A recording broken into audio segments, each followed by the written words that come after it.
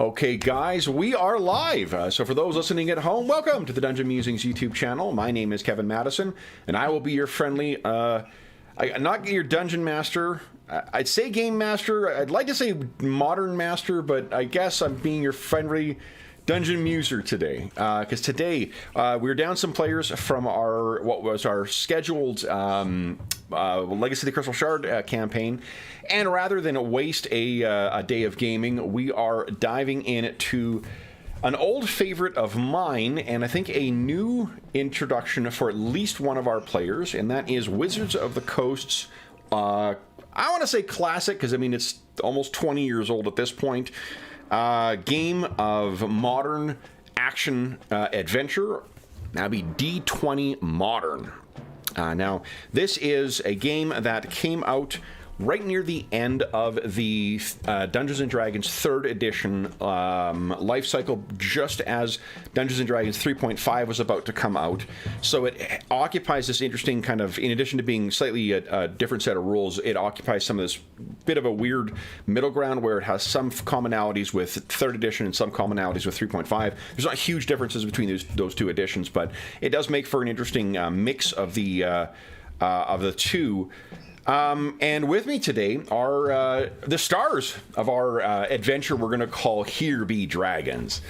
I'll go the order I've got you guys on the screen here. Why don't you tell us who you are, who you're playing, and what your experience with D20 Modern has been thus far. So first up, we've got Mo. Hi, I'm Morris. I'm playing Antonio, who is a squatty. Sorry, a grunt, to use the right term.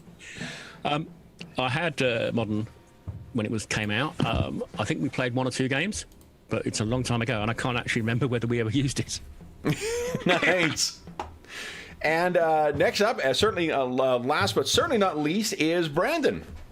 Hey, I'm Brandon. I'm playing Ray Ransone. He is the smart hero, despite what his picture may suggest. And this is my first time with a D20 Modern, so I'm looking forward to it. I think, and for you said while we were getting ready to go live too, it's your first time playing anything 3.5 or 3. Whatever. Yeah, except for Pathfinder would be the closest I got there, but yeah, this will be new for me. Very cool. Well, if you play Pathfinder, you've got most of the of the things. So. Sure. Guys, as you can tell, your characters are a little different from what we would normally play in a fantasy type game. Let me grab one thing here. And I don't think we need to talk about what we talked a little bit before we went live about where you guys, like what time you guys come from, and that's around from like late 2003, early 2004. You guys are members of the U.S. Marine Corps. But let's talk about, you were stationed in Iraq. You did take part as part of the invasion of Iraq in 2003 and the subsequent occupation. But as you guys begin to open your eyes and come to,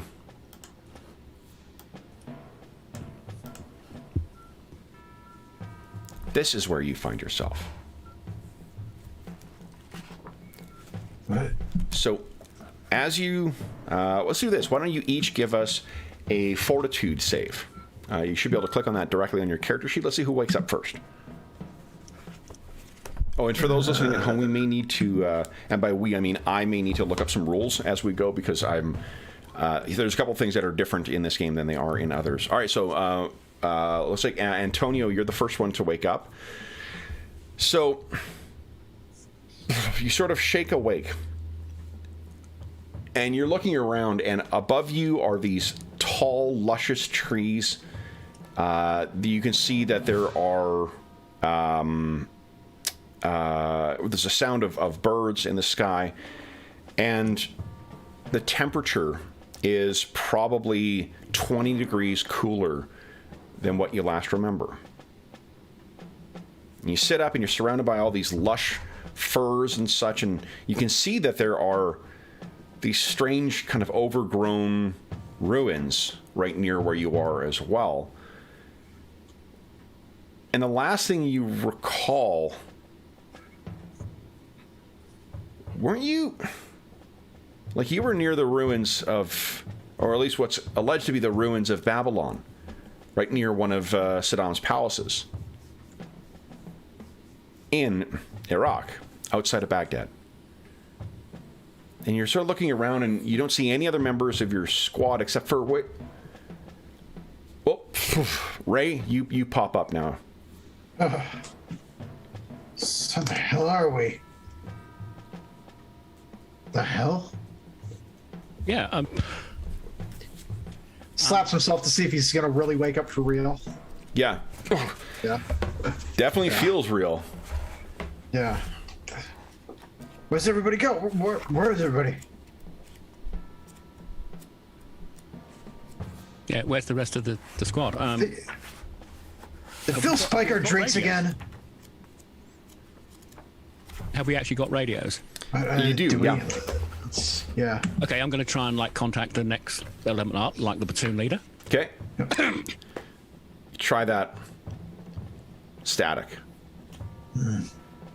While Antonio's doing that a couple of times, Ray, what are you doing? Thumbing through his iPad to see if he can, if it works too. The iPad seems to work, but there is no Wi-Fi signal. Oh no. What's my battery looking like? So the battery, I don't know, give us a percentile roll. Let's see how much is left. I don't remember how batteries worked on the iPad. Did they have good battery life? I thought they did. They did at the time, yeah. Yeah, 27%. Oh, this is not going to be good. Should have charged that before you. I should have. Yeah. So you try every frequency you can, Antonio. Antonio or Tony? Tony, I think. Tony, okay. You try every frequency, Tony, and you're hearing nothing. Looks I'll just check. very much like what you the see here. battery's in, it's working. Yeah, that's weird. Yeah, so you check like battery pack is on, you take it out, put it back in, you test it. Everything seems to be working fine. Okay, I'm going to pull out the GPS because I've got one. Yep. Yeah. No signal. It's functioning. It has I'm not getting a lock on any satellites. Ugh. no satellites whatsoever. Is there like a reflective surface around, like some water that I see? Maybe in that pool in the ruin, there may be some unleveled. Yeah, I'll go check that out because I want to make sure I'm not drugged or something's wrong with me. I'm looking at my eye thing. Sure. So you make your way over to towards I'll the go with him. ruin, and as you're getting close to it too. Let me just quickly see how your linguist ability works again. Let's see here, because Ray's got. All right, here, or decipher script. That's what I'm thinking of. When you encounter. All right, and let's see how decipher script works for you.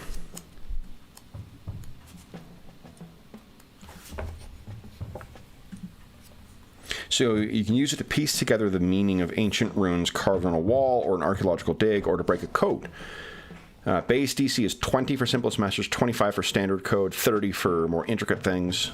And you get to add your level to decipher script.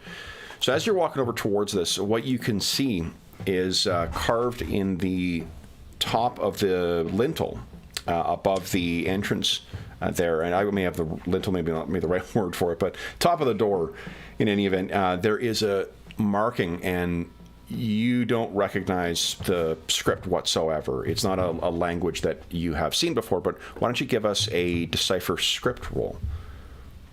Okay, and that's going to be my... on your skills, I think it's tab 1 or 2.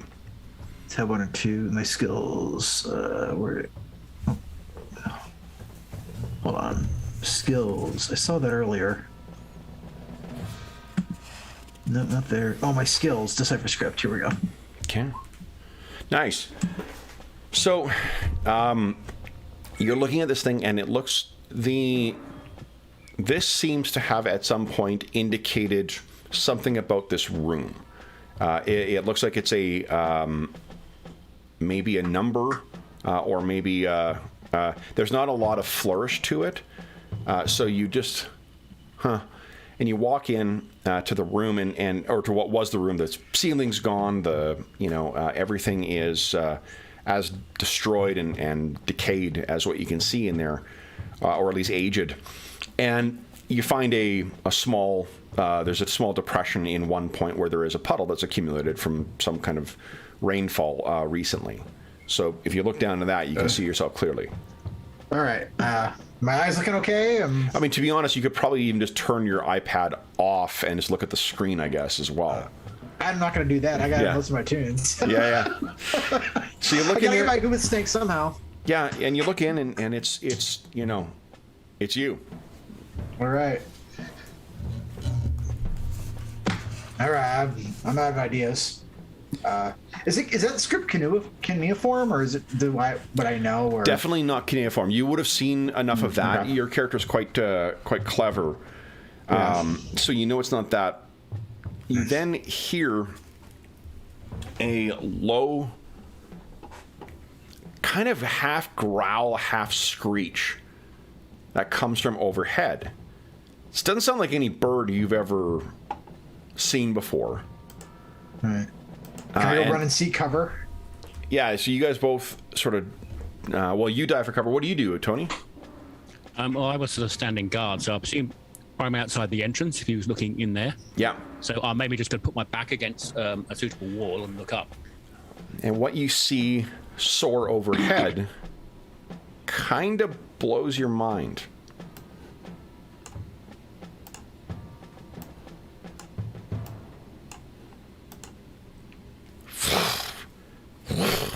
Wings beating, a tail trailing behind it.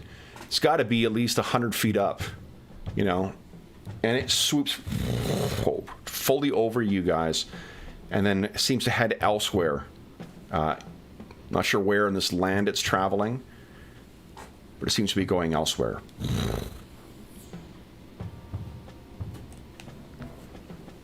I look over at... I knew we shouldn't watch Rain of Fire last week. Yeah, we didn't step through a round portal, did we? You did not that you recall. You're racking your brain trying to remember what the hell you did here. You do have distinct recollections of that, the ruins of Babylon near one of Saddam's palaces. But the what you were doing there, what happened there, you're drawing a blank right now. You have a distinct recollection of there was a briefing, and there was a guy who wore shades indoors. And you know those guys because they're generally company men, and they're generally a problem for you guys. He was involved somehow. But you don't remember. And fortunately, you're not really given much more time to think about it when you can hear the sound of something hooting and screeching in the trees nearby.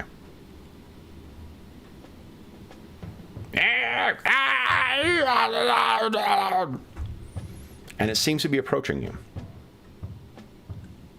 What are you guys doing? Okay, I'm going to take cover behind one of the partial walls and get the binoculars out and see if I can find it. Okay. I'll put the rifle. So you're slinging the rifle? You're putting it next to you, or? I'm putting it next to me as I've got got one hand and I'll just use the binoculars one-handed. Okay. Yeah, and I'll like cover him in case he's looking. I'm got my gun out ready. So you're looking through this, and then what you see? Let's see here.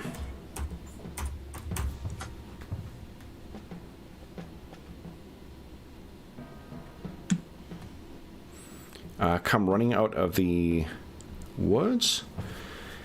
Now these are blue-skinned, not like you see in the illustrations here, but they look very much like this. They come running out, again, blue-skinned, or the blue pigment all over them. They still have those red eyes and that same kind of odd-shaped head. And they're running, carrying a variety of different tools.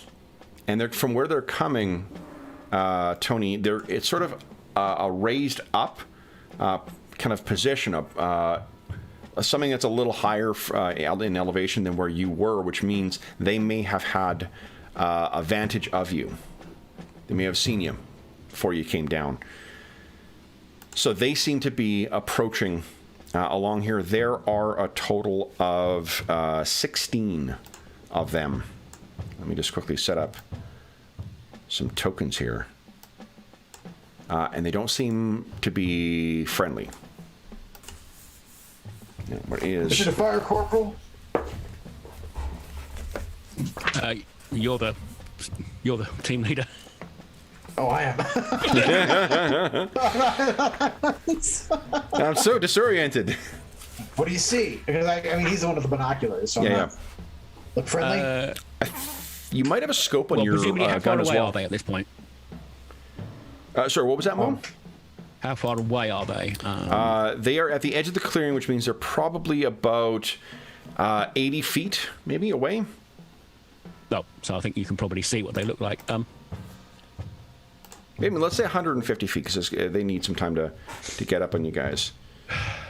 Okay, so there we go. We got... Well, they're not insurgents anyway. Not unless they're using children. You've seen, you know, unless they are all deformed, like the physiognomy is just completely alien, right? Like it's the kind of thing where like you couldn't fit a person inside a suit like that. So there's, unlike.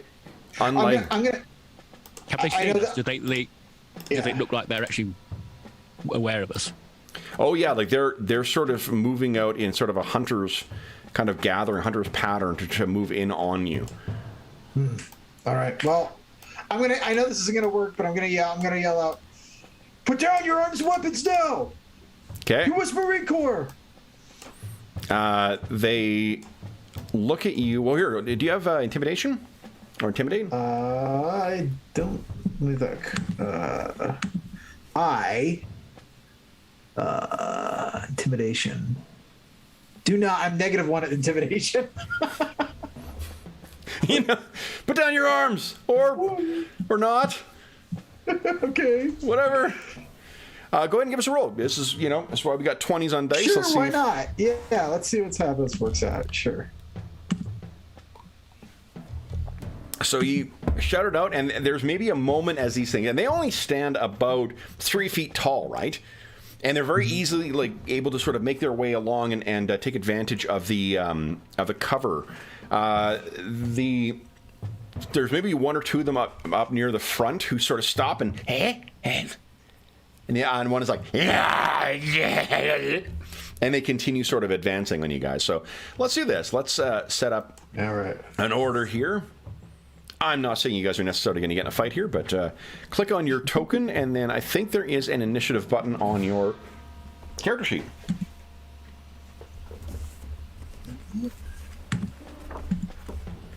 Initiative.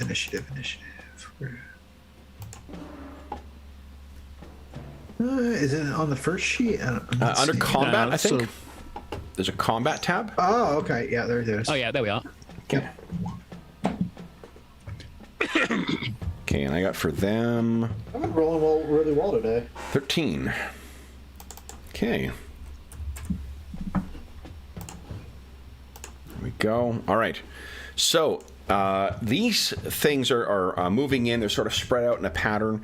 Let's just quickly talk about one thing here, which is firearms, because that obviously is a big difference from other D20 games like D&D.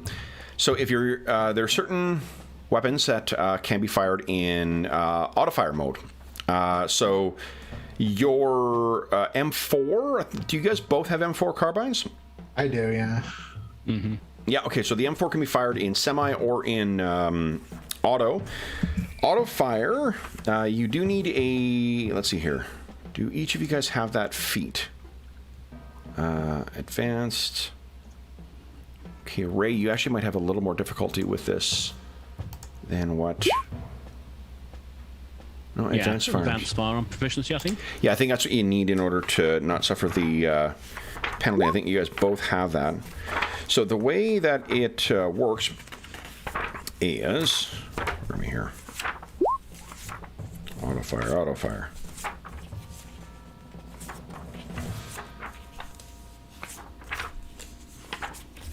I could look it up, which would be a smart thing to do. As well do. So you guys don't spend me looking around. Rate of fire, here we go. Automatic. 26. Okay, so oh, you darn thing. That is not what I needed. Didn't give me the description.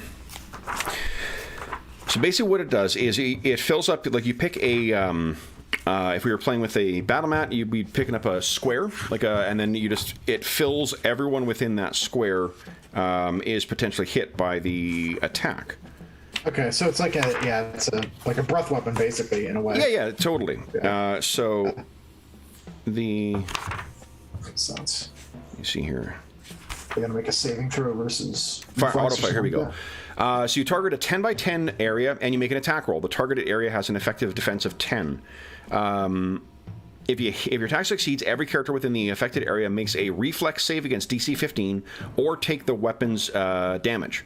Auto fire shoots 10 bullets and can only be used if the weapon has 10 bullets left. Auto fire is not the same thing as burst fire, which involves firing a short burst at a specific target. Firing a burst requires the burst fire feat. If you... and I don't think either of you guys has the burst fire feat. So... Odd. So that's right. Well, it's you know, like the way that the game talks about it is that, like, it's a difference between, yes, everyone is trained in, you know, to fire, if they're firing bursts, to fire those short controlled bursts. Yeah. What burst fire represents is you being really good at that. Okay, so so then that's just one tactical option you have. You can also try, it's a DC 10 to hit an area. You can also use your grenades if you choose. So then first up is Ray. Ray, what are you doing? These things are about 80 feet away at this point. I'm just going to start off with just some concentrated semi-auto fire at a few of them that are closest. Okay. Or I guess I can attack one, right? You attack one, that's right, yeah. All right, I'll just do it in the one. See if it scares them off. Sure. So let's see here. Make your attack roll. 14. Okay, and then their defense. You know what? I have a second copy of this. Where is it? Where is it? I know if I were a goblin, I'd have to make a morale check if I saw somebody. Hell yeah. So, yeah. Although it's not a fireball, so... Yeah, well, it's scarier than a fireball away. They've seen fireballs before, but... This thing sounds like thunder. We need a K9 unit to frighten them. Yeah, yeah, exactly. Totally. All right, so that is... Yes, that is a hit. One of them drops dead. Then it is their turn. So they don't see the turd? They do not seem to be. I mean, one of them is... your thing makes a lot of noise, and one goes down. But they have a lot of goblins here. At 80 feet, I think we'll have 4 each make attacks against you guys. Now, Antonio, you've got cover, and I think or Tony, did you say Ray took cover as well? Oh yeah, I took cover when that dragon. All right, so there. Yeah. Then cover gives +4. So you have half cover, so +4 to your defense. What is your respective defenses, guys, or what are? It'll be on the combat page as well too as your defense. Oh, okay. It is 20 for me. 20, okay. Oh, 19 for me. Nice. So that's a 23 and a 24, respectively, I need to hit you guys. So then against... so Ray, this is a mix of javelins and crude bows that are firing at you.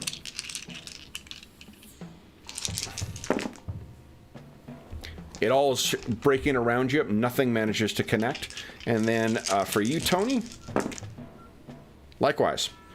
All right. All sort of is hitting around. There are 8 of them that are... There's 3 of them like nearest where the guy went down who are going to consider their actions before they charge in. The others are going to move another 60, so they're only 20 feet away in. They're kind of running from one cover to another cover to get in. Antonio, what are you doing? So are they quite clustered together? There's 8 that are fairly clustered together. Yeah, you can picture them in groups of 4, kind of, that are all within, say, 20 feet of each other. Okay, I'll stick it on auto then, and let fly at them. Okay. So then, what I need... so you use 10... You do need to keep track of your ammo in this as well. So you've got... make an attack roll first. It's against a DC 10.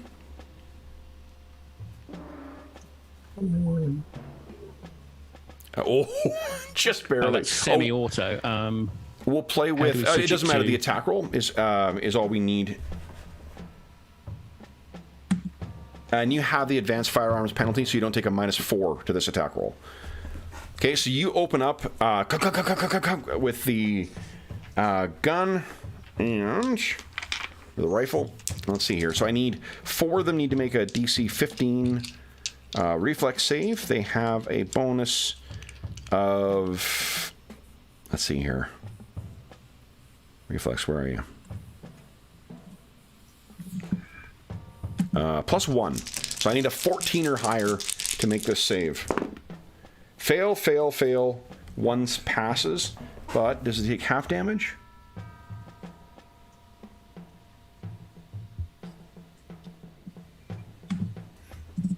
No, let's see here. No damage on a save, okay. So, you do not need to roll anything further. Poof, poof, poof. 3 of them are dropped by you just opening up. Then Ray, what are you doing? All right. Gonna yell at my underling here to conserve your ammo, and then I'm just gonna keep taking pot shots with my M4. So here's there are one. 5 of them that are about 20 feet away from you guys. There are 4 that are still keeping the distance of... and then the rest of them are keeping the distance of about 80 feet away. You said about 20 feet away? Yes. 5 of them? Yeah. All right, I'm gonna chuck one of my frag grenades at them then. Okay. So it'll be... your move action will be to get your frag grenade out. Yeah. Radius... Oh, well, okay, so... If I read this, did you have this backwards? Is the range 10 feet and the ammo is 2 on the sheet? Let's see here. Could be. Or do I... Because it seems like 2 feet and 10 frag grenades is... Let's see here. Smoke grenades. Damage bonus. Range. Let's see.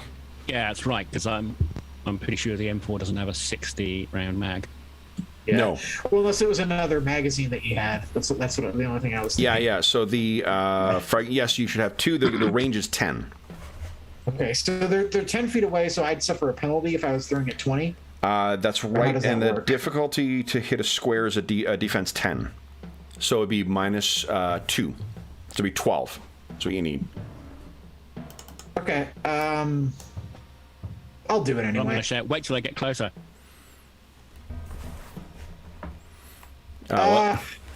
He's after telling you to conserve his ammo. He's gonna be. This is gonna be. You're firing. Yeah, your attention is fully focused on on that. So go ahead, Brandon. Make your. Well, fine. That's what I got. Solid okay, hit. Yeah. So you throw that in there. Then they get a save apparently. 1d4. They get So if you miss the target. And they only save for half. They can't survive even half damage from that. It explodes. They go flying. And What's that you said, Private? now I'm let's. totally picturing this. This is some guy who's like, I'm like the guy fresh out of college, and he's like the guy who's like a 10-year veteran. Yeah, exactly. So then what you see, they scream and they are running off now. The firearms may not have scared them. The grenade sure shit did. Do you want to take any parting shots at them, or are you letting them run off? No, I think, as you said, conserve ammo. There's not much point shooting them. Okay. Yeah, I think, yeah. So we then, can't take them all out. Yeah. So they run off into the distance, leaving their fallen corpses behind, at least of their fellows. I think, as is common, you guys could make your way over and just kind of survey make sure the bodies are down, make sure they're not armed any longer or whatnot. The blood that is coming out of them is unlike anything you've seen either. It's a weird. It looks like something out of a Henson film. Hey, you ever see that old movie Labyrinth? What, we just killed a Muppet? Oh. They stink like the bodies you would have seen in. Yeah, if we see the small furry teddy bears, we need to worry. Yeah. And I thought they smelled bad on the outside. Then you hear sort of a screech from somewhere above, and you're brought back. So, what the hell is going on, guys? What are you going to do? You remember anything about our orders? Yeah. I mean, these are not insurgents, or Sure. Biological experiments, like. Do we find any writings or anything else indicating any of them? Identification. There are a couple of crude, like the ones that were shot as opposed to blown up. You can recover everything from them. There are some greasy coins in them that have, like they look like Spanish doubloons. That have been sort of, worn down over time. There are some weird and kind of gross keepsakes. There's a stuffed bug on one of them. The overall level of technology that you see here, none of this matches up with what, the ruins that you've seen thus far. And certainly not, like, this is more Stone Age or medieval level technology, not... Yeah. Comparable with what you guys have. When Tony's not looking, I stash a few of those doubloons because I'll sort that out. There's no equivalent of and there's no papers, orders. Does any of them? No. Did any of them look like they were a more senior?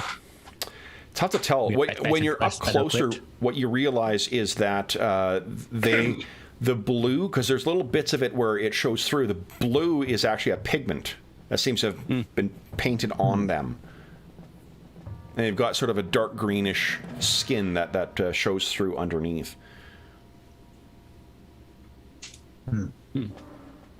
Nothing written, though. No books, no scrolls, nothing that you would expect to find on any kind of thing. One thing that is... after spending several weeks, if not months, in the desert, it definitely feels it's cooler here. There's a more, not as stronger, because the wind in the desert's quite strong as well too. But it's not that hot. It's a cooling wind that hits you. Huh.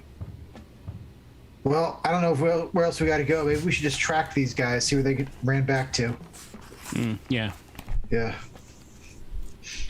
Well, before we go, I'm going to drink some water and then fill my canteen up in the pool. Oh, good idea. Okay. Got to stay hydrated. Yeah, I've seen the what is it? Something down, black hawk down. Yeah. All right. Jarhead or the.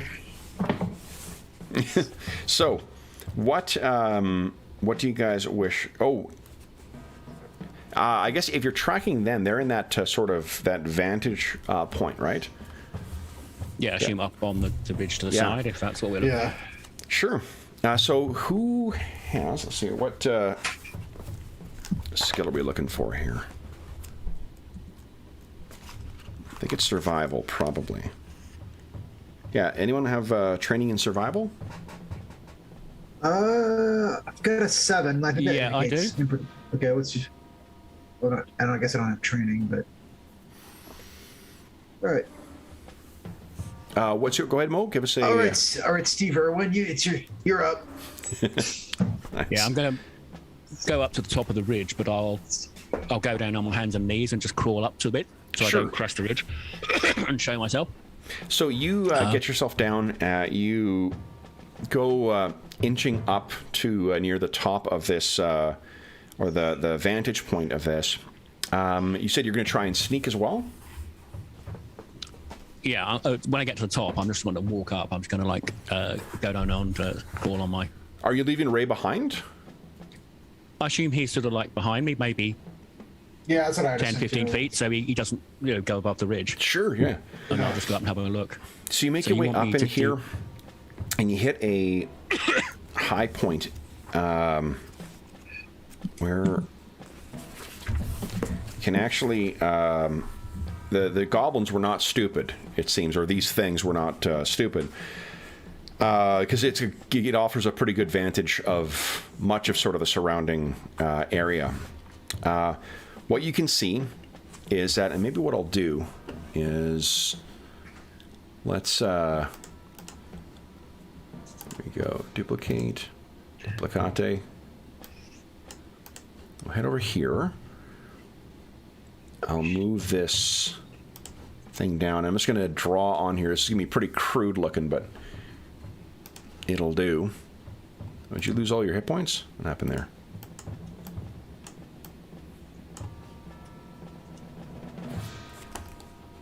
Hold on, let me get you guys. Nope, those goblins. I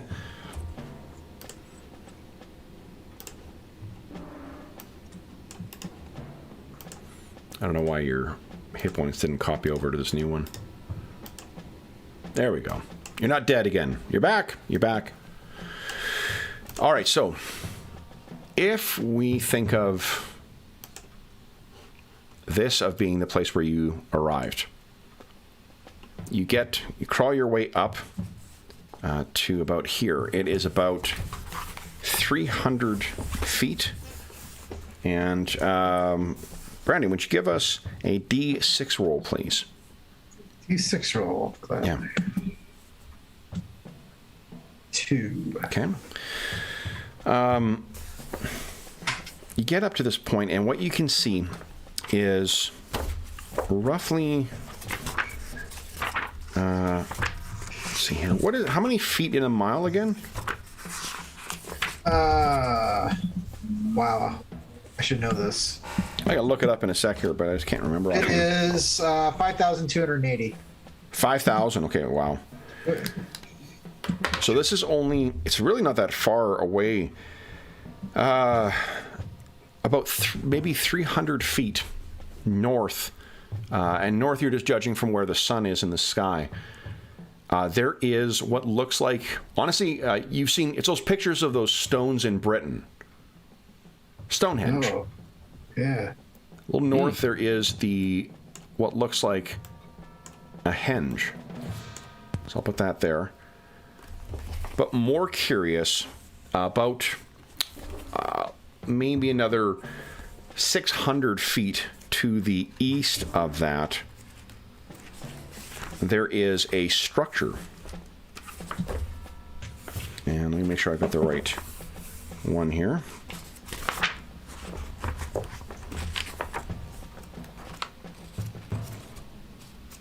Let's see. Let us see.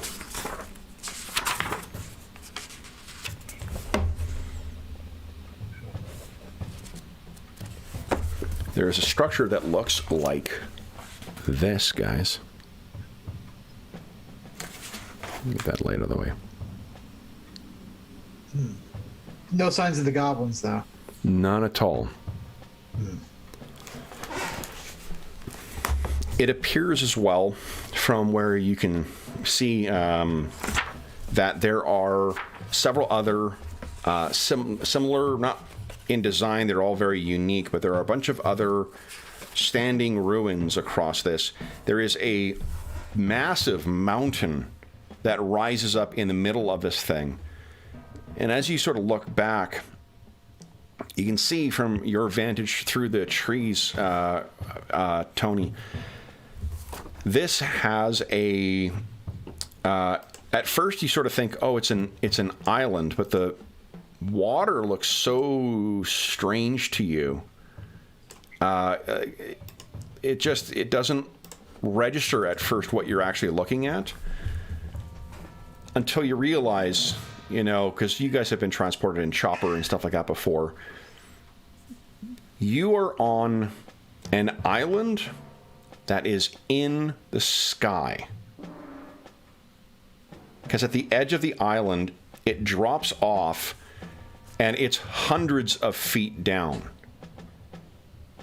You can even see, like, there's a bird that sort of flies by. And that is, the edge of the island is about maybe 150, 300 feet to the west.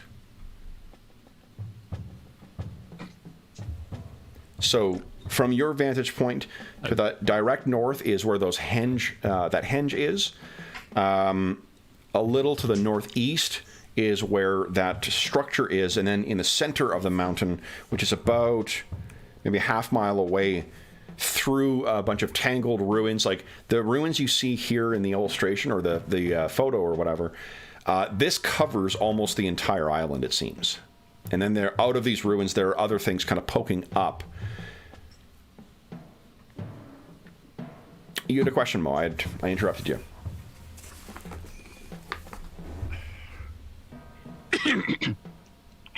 I'm going to motion Ray to come up to the ridgeline and just say, look at all that. What the We're hell? definitely not in Kansas anymore. Oh. I wonder where the rest of the guys on the squad are. Although Bramer's central headquarters is called the Emerald City by us. So. Sorry? Yeah. Bramer's headquarters was called the Emerald City by people. Like, yeah. Oh, the green, yeah. Yeah. Why don't each of you guys give us a perception check? I'm assuming you guys are cracking out your binoculars at this point. Yeah.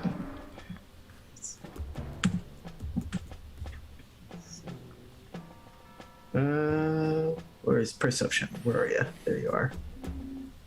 Wait. Do I have a perception?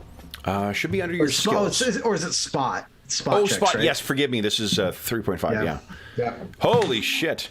Wow. I So didn't even have that good of a roll in that. you've got you have the binoculars up, and you're studying that henge, because it looks like there might be some markings on that as well. Yeah. So you're trying to look in, and then just by happenstance, you're sort of moving them across, and there is there are thick, just like the woods kind of crouch in on the ruins where you guys woke up. There are ruins there, and you think you see the edge. And you have to sort of to really study it. You see poking out, you think it's the back of one of the transport trucks that you guys were with. And you remember now, like, shit, you guys were escorting a convoy at those ruins, at those Babylonian ruins. This is a transport truck. It's got to be full of supplies. Yeah. So where? You see it? 1 o'clock? It's about...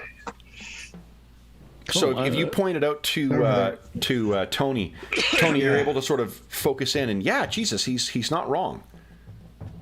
It looks like one of your transport truck. There's no other sign of any of the other Marines, but it's the kind of like beige or tan canvas material is sort of slowly flapping in the wind here. Okay, I think we've got to check that out. Yeah, let's go. Can we sort of make our way through the ruins? Maybe jumping from On ruin to ruin? the way there. You can try. So from where you are, it will sort of skirt the edge of that. You're not going to be getting, if you're going towards that tower you saw, or one of the other towers. Oh, I see. So the hinge is separate.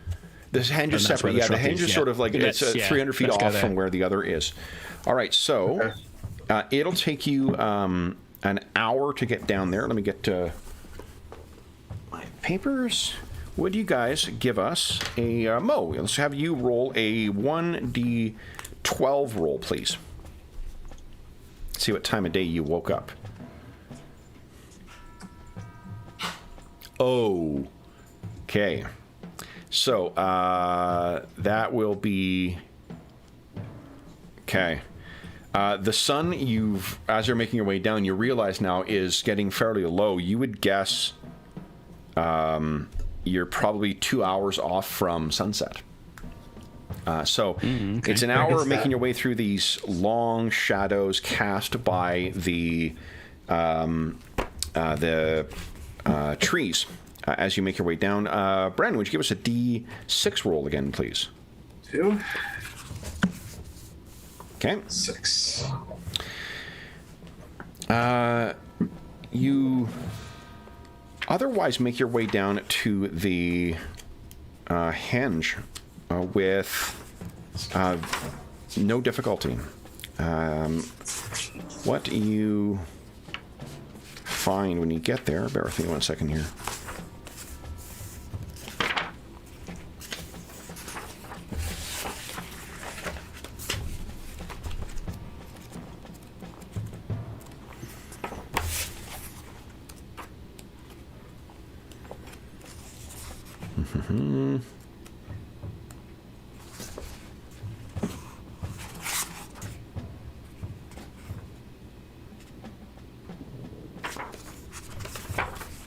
Where are you?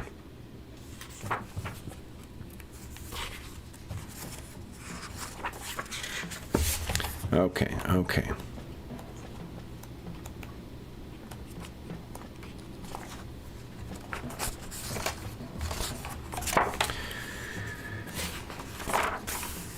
Where are you, my friend?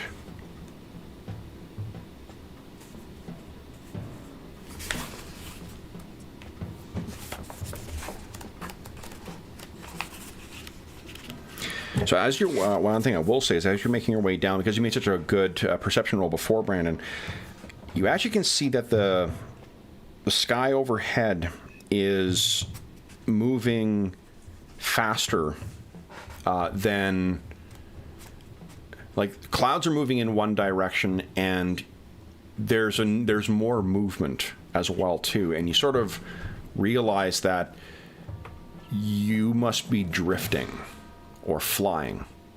Like the whole floating island seems to be moving. I point that out to Tony. Sure. Yeah. And it's a weird, you can imagine the effect it kind of plays on the eyes when you think that you're standing on solid surface and like the clouds are drifting in one way, but then it's also slightly moving perpendicular to that as well. I try to throw in a bunch of like parallax and words I learned in from like an intro level physics class that I. No, Tony's concerned, right? Yeah, it's Charlie Foxtrot, mate. Okay, so you make your way down towards the henge, and as you guys approach it, what you guys can find. Okay, tell me how you intend to approach it. Well, I'm going to suggest, we get to about 100 meters and then call out, see if we can 100 meters, then observe it, and then maybe call out. Yeah. Okay. Sounds good. Get to 100 meters and then just watch it for a few minutes and then go out and maybe. Are you making use of your headset whatsoever? Or are you just calling out? Well, actually, no. Yeah, when we get to 100 meters, we'll check the radio, see if there's any radio that's a good idea. there. Okay. Yeah. So the Muppets might have gotten to it, though. So you get within 100, you tick on the radio. What do you say?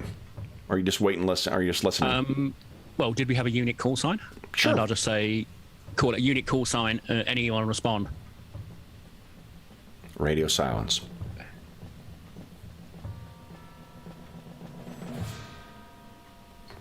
All right. Maybe we Yeah, should maybe just better get closer and call out get closer. Yeah. Semper just to see if anyone would respond who'd know that. Yep. Nothing. Okay. Is right. it dark yet? Or is still... Okay.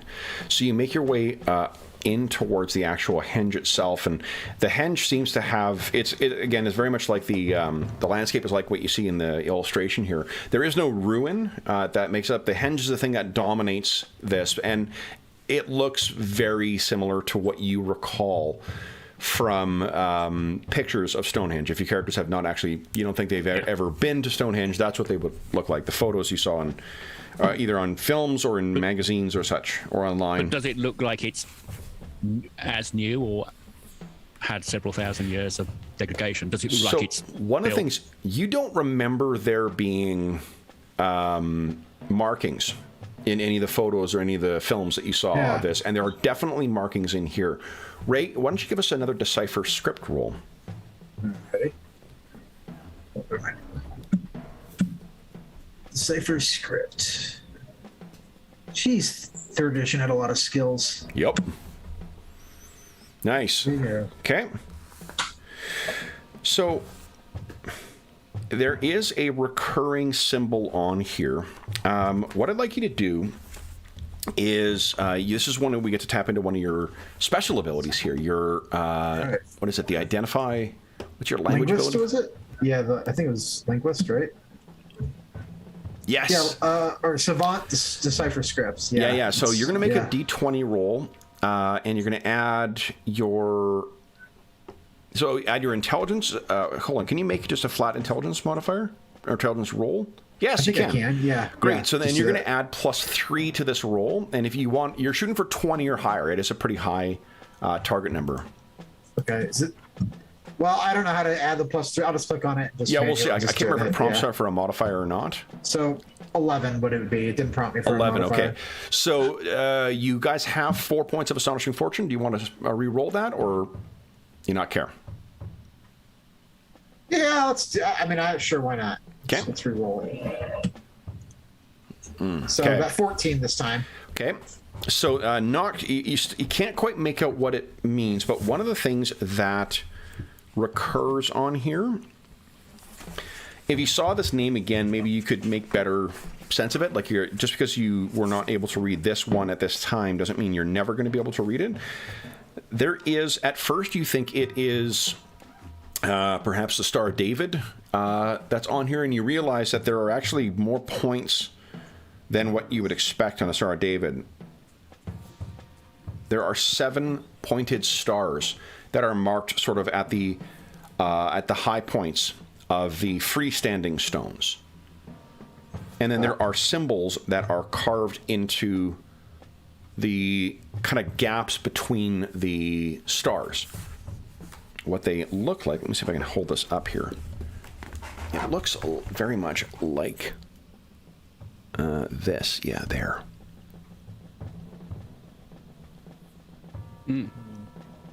Oh, then now I see him, I think.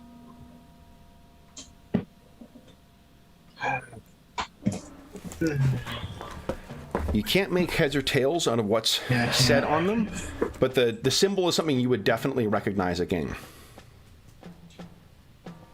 Yeah. You can see from where, now that you're on the ground, it's very easy to see where this big thing is, the big truck. Yeah. And you can see the, I don't know, forgive my ignorance for this, I don't know whether there would be license plates on military vehicles, but I imagine there's some way of distinguishing one truck from another truck from another truck. Yeah, they'd have the unit markings, which we'd know. Yeah. Okay, there you go. So Yeah. the markings on this is part of your unit, or at least this is part of the unit that you were escorting. This is for sure one of the trucks that was with you in the ruins of Babylon. Okay, well, let's check out the truck. Hopefully there's no IEDs. Be careful for that. Yeah. So you get in, and as you get to the front end, it seems like this thing did not make a easy arrival because the tires, 3 of the 4 tires are all, or at least 3 of the tires, the sides of tires are trashed by it. And it seems like the driver of this vehicle, or who was behind the wheel, did not survive as well, too. There is, I think it is not someone, it may be someone from your, whatever the larger command group is, but not someone that's part of your unit who's driving it. You guys were escorting, the drivers were doing their own thing. He is dead. How'd he die? Impact, you would guess. He slumped over the wheel. The windows are smashed in. There's a tree that seems to be like falling partly down. Okay. All right. It's almost as if it looks like it drove almost full tilt into this area here. Right. It's one of those movies. I'll check the poor guy out and take his dog tags. Sure. Yeah. Just in case we. That's good. I'll give you a point of astonishing fortune for that. That's cool. Yeah. So yeah, I'll check the cab as well. Is there would there be a radio in the cab as well? Yep. Yeah, definitely. I'll try that. Well, while he's checking the cab, I'm going to check and see if he's got an iPad. Okay. You check and see. He's probably got a phone of some kind, but it's like a 2003, He's got a Nokia 2004 flip phone. Yeah.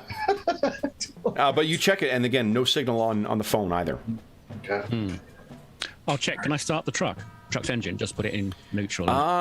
Sure. So you put it in neutral. You kind of push the body out of the way, push the clutch down, and then it's sort of you can hear it clicking, but it's not turning over. Okay. Well, you could probably jury rig something from the truck's battery. It might be. Yeah. Do you have any some? But I think we need to check out what's in the back, actually. Sure. Yeah, let's go do that. So if you look in the back, you throw the tarp back. It is fully loaded and fully equipped with pretty much, like if you were wanting to stage an incursion and have this as being your supply, this would be it. All right. Claymores, magazines, backup weapons, anything Nice. C4. So can't remember what this convoy was supposed to be, because normally I'd expect it to be full of food and water and things, not like a the quartermaster sergeant's going to be really pissed off with all this equipment going missing. Yeah. When you remember, So there was well, no one else like, in the truck. It was just the driver. You Well, guys, actually, yeah. Can we see if there's anyone else was in the truck and then walked away? Are there any? sure, yeah. Yeah. So why don't you each give us a survival check, please? Or what you can choose to do is one of you can help the other one. You can aid the other one.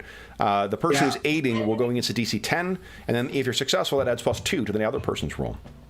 Okay, so Mo's the one that's better at that. So Yeah. Okay. So I'll do support. Do we roll yours first or mine? Yeah, the aid goes first. So Ray, go ahead and give us a survival check. DC 10.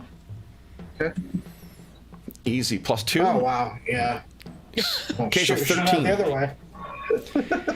All right, so from what you can tell, it doesn't look like there are any markings down here. I guess for Mo, you could spend Astonishing Fortune if you like. You guys have 4 once again. Yeah. Let's try that again. Yeah, sure. Nat 1! Nat 1. Brandon, would you give us a D6 roll, please? All right. Okay. So you're looking around. It's getting to the point where, like in the shadow of the truck, because the sun is going down, you may even be getting your flashlight out. It's not so dark that you need that to see everywhere, but just to see the finer details. It's getting into dusk right now. But you're unable to find any indication of where. If there was someone else in the truck. The door, the passenger door was not open when this happened. Okay. When you found the vehicle, at least. I'm actually gonna look through his cell phone to see if there's any text messages or something that might indicate that where he was going or what he's doing. Yeah. Okay. So the I think what you see in there is. Oh, yeah, let's do this. Give us a decipher script roll, because this actually can be used for code breaking. So I'll see if you can guess the guy's pin code. Password or something? Pin code, yeah. Yeah. Wasn't they only 4 digits? I mean, hold on. Keep decipher script. Like 1111. Yeah. Nat 1! Oh no. You want to spend astonishing fortune for that? Sure, why not? Well, we've got plenty of these to burn. Okay. But one more. I think we only have one more, right? Like. Yeah, keep one just for accidents, as it were. Yeah, we should probably. Yeah, I'm not gonna. Okay. All right. So you're able to get access to the phone. You flip it open and start kind of, paging through. Give us a percentile roll. See how much juice is left in this phone too. Oh yeah. Oh god, even less than my iPad. All right. So what you can see is that it seems like this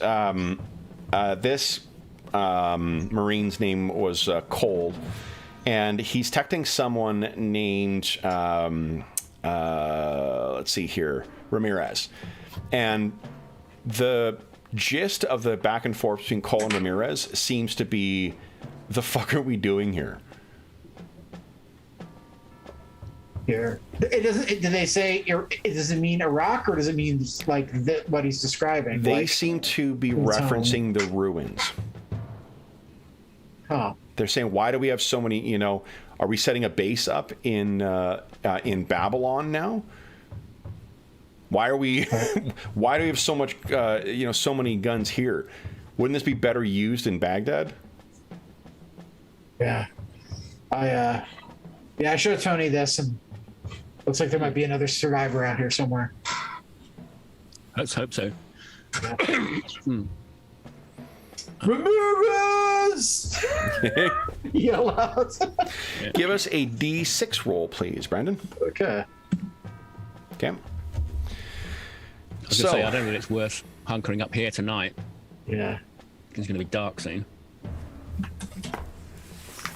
So our radios work between ourselves. Between you two, yes, absolutely. All right. Okay, so if he's alive and he's got his radio, he should be able to hear us. Yep. Assuming it's turned Yep. on. Yeah. Yeah. Let's set up some camp and maybe get a. Okay. So the supplies here, I think they're well, you got what's on you. I don't know if you have any camping. So you're gonna be camping rough. I guess you can make do with what's in the. I've got a stove. Oh, nice. Okay, great. Nice. Yeah, hang on, where's my gear? I can't remember what you guys have. MRE's portable stove, a poncho, so we can make a Is it rains? bivouac to. Yeah. Yeah, I've got some I've got a portable memories. stove. Yeah, I I've think got it's one of portable. those little hex things you warm up the meals. Okay. Yeah. MREs. All right. Well, if we can I'll check the back of the truck as well. Yeah, we can drag some any, stuff on the back of the truck and maybe take it up to the hill. Okay. So was the truck armed, or did it have a? like a no, caliber it's 50 a on the transport truck. So like there's no. All right. Yeah. All right.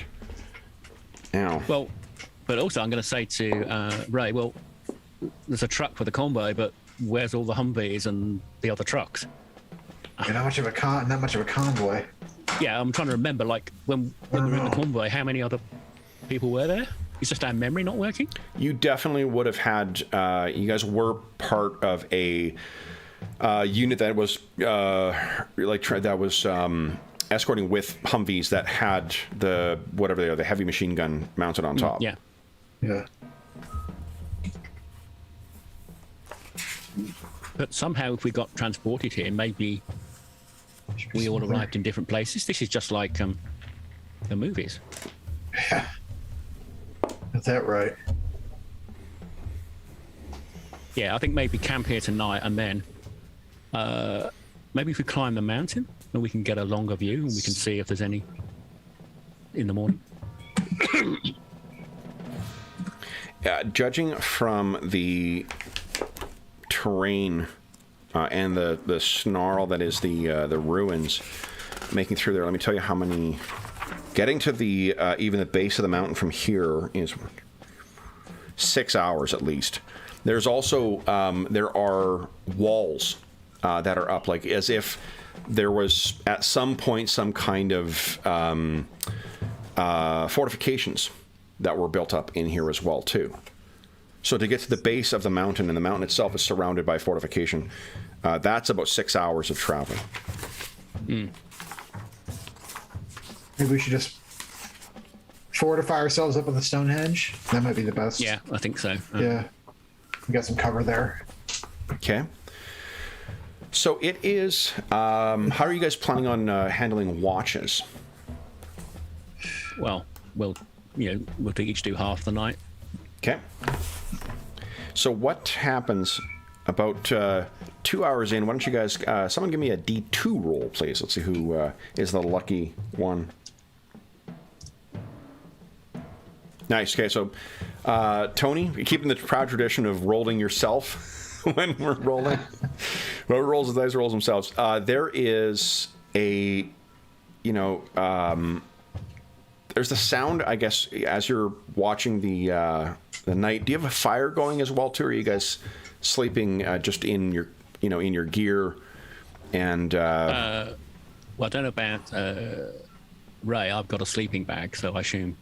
I do too. Yeah. So I assume we're just setting up probably by the side of the truck, and maybe okay, having an awning or something set up, because we've got the ponchos and we can just provide a bit of... Were we in the truck, or were we at the top of the Stonehenge? I thought we went to the Stonehenge to camp out. The truck is sort of just off the side of the henge. Yeah, so maybe we should go up to the henge. There's probably more cover there. The truck, you could easily sleep underneath the truck. Yeah, I think we're using the truck. Those transport trucks are quite large. Yeah.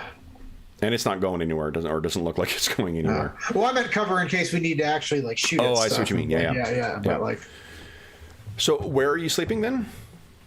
Well, actually thinking about that, we'd have probably been good trained soldiers, dug little slip trenches. Yeah. Okay. That's true. So, we do have entrenching tools. Tony, you were on watch when you hear what sounds like the sound of something hitting wood. There's a crack from not far off in the woods. And you kind of look off in that direction, and it's followed by another closer, and then another, and then you hear the sound of something hitting the hood of the truck. And you kind of look around, and then poof, at your feet, something hits the ground. And it is a hailstone about the size of a softball. What I'd like you guys to do is each give us reflex saves, please, for this round. Okay. Nice. Okay. So, Brandon, you're sleeping and you are very rudely awakened by something hits you. You take 1 point of damage. Your red will be your hit points. You're hitting the ribs. You're like, ah! And it feels like someone pegged you with a baseball, smacked you right in the ribs, and you're like, what the fuck? What the hell? And you look over at Tony, and Tony seems to be looking up and looking around, and it begins more of these things are hitting the ground. What are you guys planning on doing? Hell, I'm going to dive under the truck. Yeah, can we get under the truck? I thought we were under the truck, but I'm going to go back in. Okay, we're sleeping under the truck. So you make your way under the truck, and it builds up to a deafening hailstorm that lasts for about 3 minutes, leaving the ground littered with these hailstones. And then to the point where you can't even hear. You're having to shout to be heard over each other with the sound of the hail hitting the top of the truck, the tarp and whatnot. And as suddenly as it came, gone. It ends. And silence reigns again. Well, I'm going to go outside, put the night vision on, and just scan the area. You can see there's a fair amount of damage, it looks like, to some, there's bits of trees and leaves and whatnot that are falling down. or pine pine needles. The tarp on the vehicle is trashed. There's holes torn through it from where the hail fell. The back of the truck is just full of hailstones, but they seem like they are going to be melting fairly quickly as well. Anything that was left outside, I think you guys moved everything underneath the truck, but anything that was outside would be dented and you know, yeah. But it came on suddenly. Other than that, nothing else of interest. Just another day in paradise. Perfect. Gonna try to go back to bed. So Ray's like, God damn it. Yeah, so you're definitely gonna have a welt, you know. So you hit the sack again, and the rest of the evening is otherwise uneventful. Nothing comes across you. You may hear some things and some weird noises, screeches of odd birds, you know, shouts from strange tongues, but otherwise nothing else that disturbs your sleep. And Ray, you heal 1 point back overnight. So, as the next day dawns, guys, I see we're well past our midway point. Why don't we take our mid-session break now, and then we'll come back and see what you do today. So for those listening at home, we'll be back in just a moment.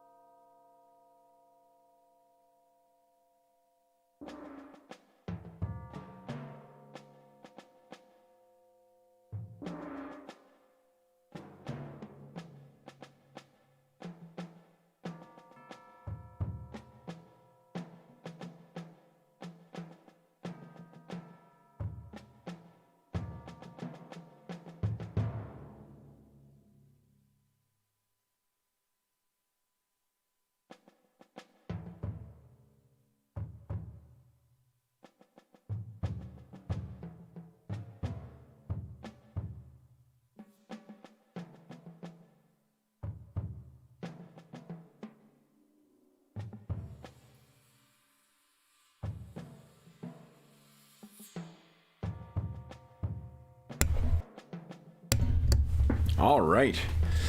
So, with the morning coming, guys, what would you like to do next?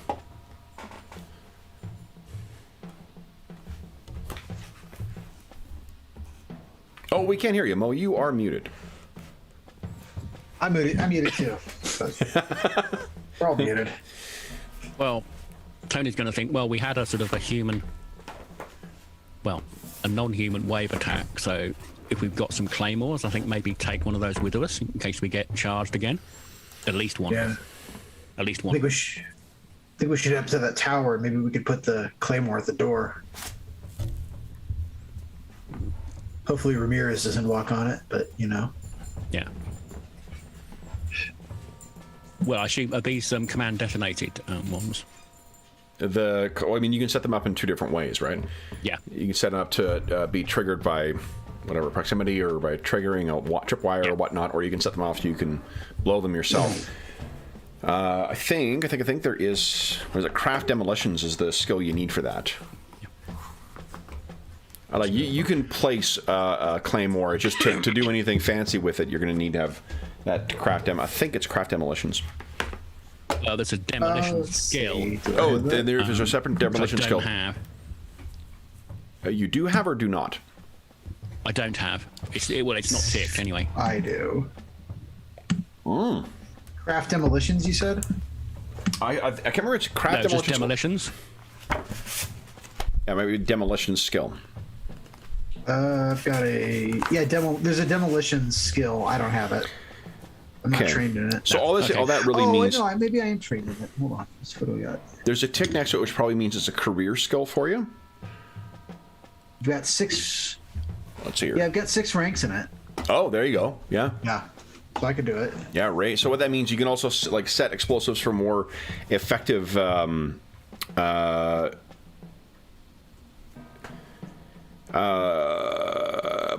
use.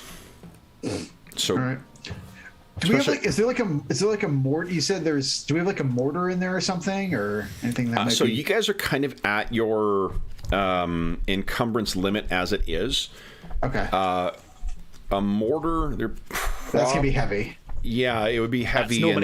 That's normally a 3 or 4 man crew. Yeah. To move it. So yeah. Well, you're the strong Unless hero. we've got like a Humvee or something that's mobile, I don't think we can take those with us. And like, I think we could probably take 1 claymore with us. I think without overdoing it. Yep.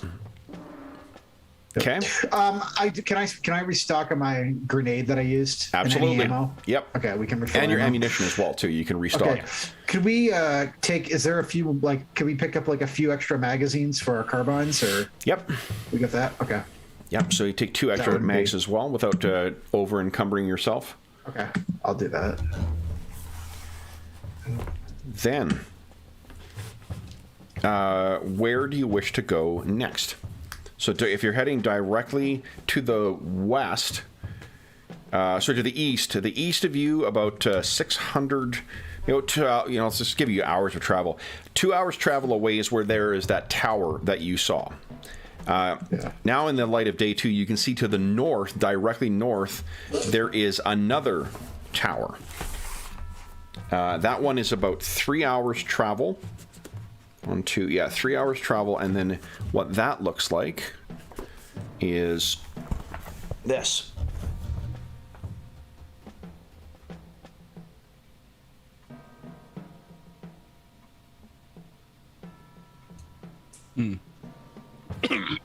squat and overgrown with vines.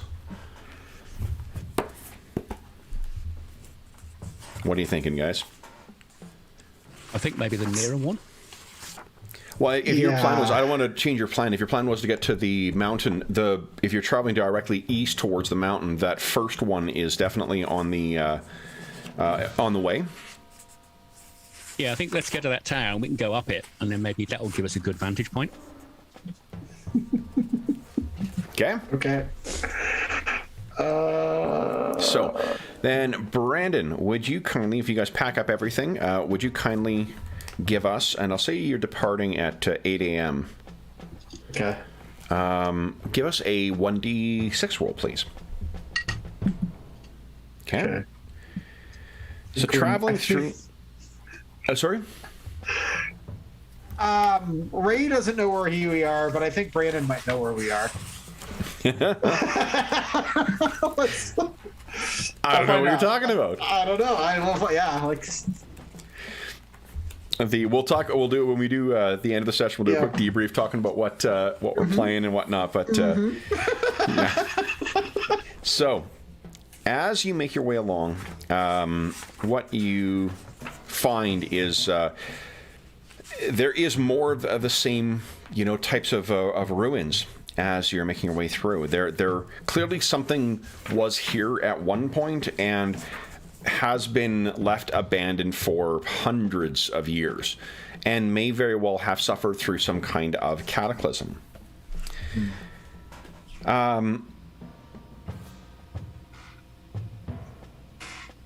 As you approach this structure as well, too, it looms up about 3 stories tall. And again, this is the one that you guys are first reaching. There we go.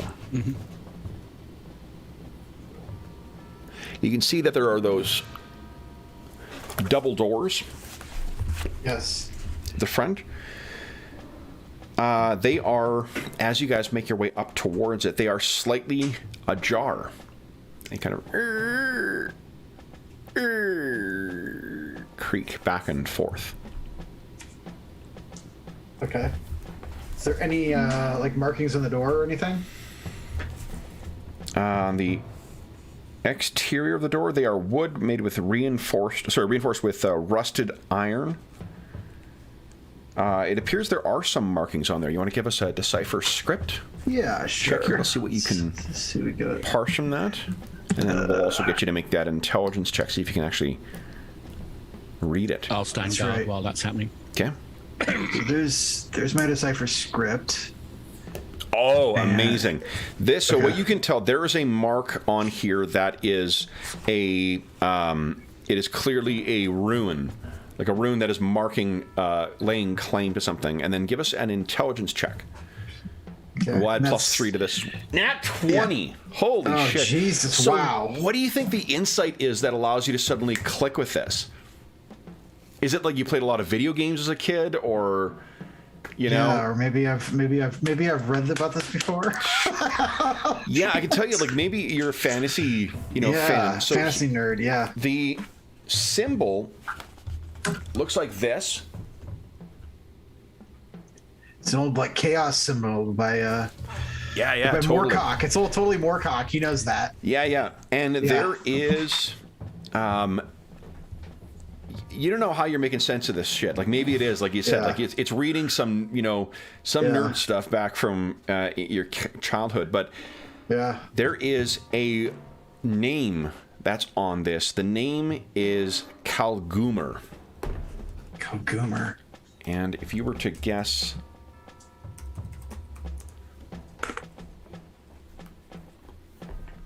and for whatever reason, it makes sense to you. You're able to read the name. And it just makes sense in the context of this. This is laying claim. This is the Citadel of Calgoomer.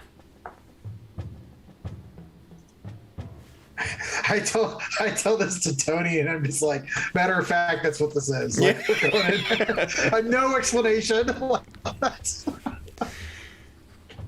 So which subgrouping of ISIS is that then? think it's the Okay. Well, let's have a look inside. So I'll. This the predates ISIS. Melniborian. Yeah. This is 2004. Oh yeah. ISIS, ISIS is I need the post. book, so- Yeah, It's the Melniborian branch. yeah. Yeah.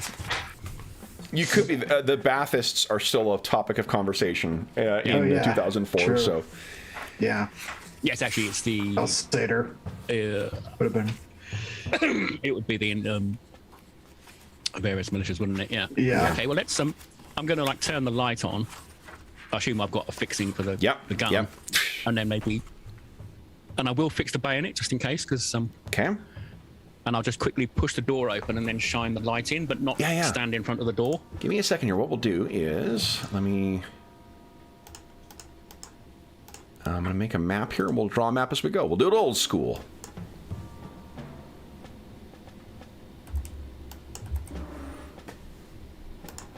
Okay. And let's see here. We'll go with a little bit of dynamic lighting here. That's always fun, right? Yeah. Boom. And look at my DM screen. What is the distance for your flashlight, I wonder? Probably quite far. Right, get ready with a grenade just in case we make something nasty. There's listen That's- checks. Good shit. Light sources, here we go. Flashlight 20 feet. Creates a beam 30 feet long and 5 feet high. So 30 feet. We'll give you 30 feet of distance in here. Let's add the grid in here. Yep, that'll work. Okay, let's go down, way down here. And, whoops, come on. There we go. All right, let me just quickly set up the exterior here for you guys. Boom. Oh, there we go.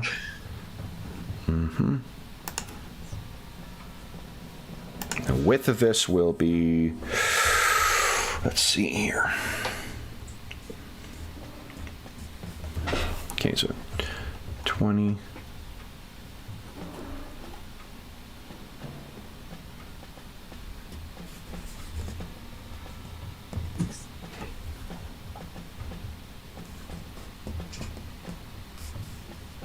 Okay.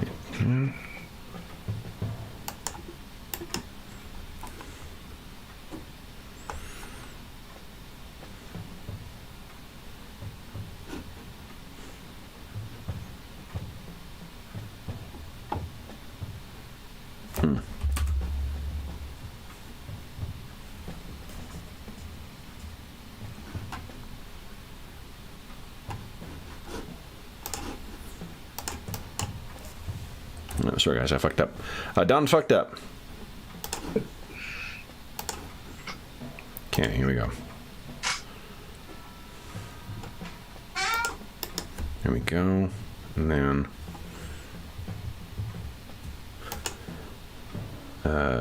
10. There we go.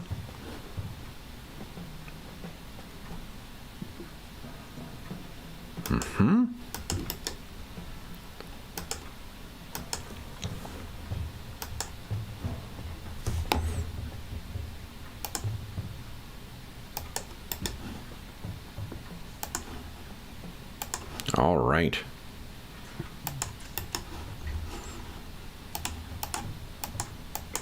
Let me bring you over here, guys. Oh, shit, fuck.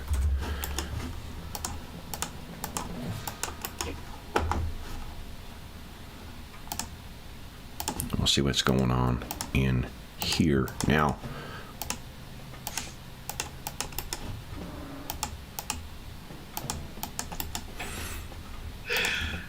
This is truly some high-tech stuff we're doing here.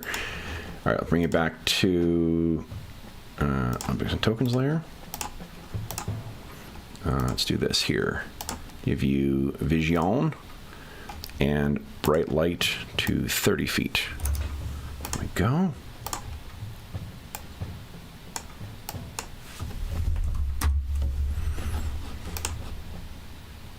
And there we go. Give you vision. Are you putting your light on as well, Brandon? Sure. Why not? Okay.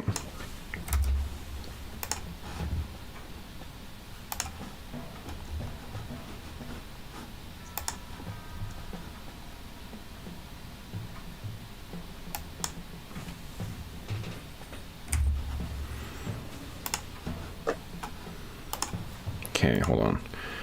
I actually there's a new feature we're going to try out as well, too.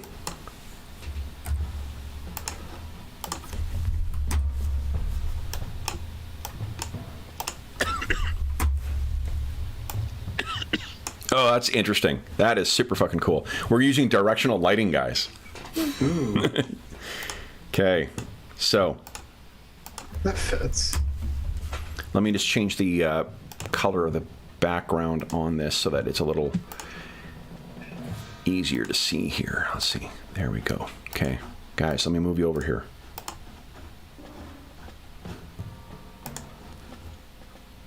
Okay, here we go. Now, you are at... Now, let me shift ping you down here. There we go. What you can see is there are walls that go along here, guys. I'll just draw these for you.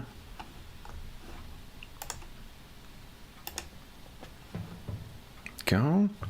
And there's a corridor that heads down inside this building in that direction. This hallway has a bunch of rubble and debris in it, and leaves that seem to have been blown in from the outside.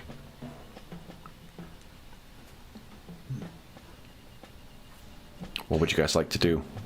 I'm gonna do the little go in there and advance a couple feet. Yep. Okay. So what you can see is right.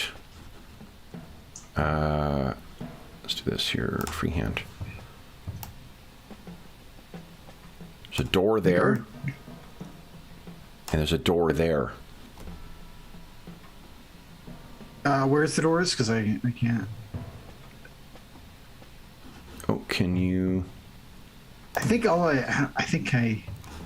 let me just. Let's see here. Oh, Is that on the left, about 2 squares up? That looks like a door to me. Yeah, it's to your right. Now, on both sides, there are opposite doors. See where that kind of bulges out there? Like. Here? Right. Yes, those two things, those are doors. Those are doors? Okay. Yep. And then the hallway appears to carry on. All right. Let's go up to the doors and check them out. Yeah. You take left, I take right. Okay. So you make your way up here. These doors are, typical sort of, wooden with a little bit of iron reinforcing them. They do not appear to have locks on them, though. What would you guys like to do? One at a time or both together? I'll whisper. Both together. Okay. Okay. Well, these guys got it. These swords and knives will be okay. Okay, give me a sec here, guys. Let's go here.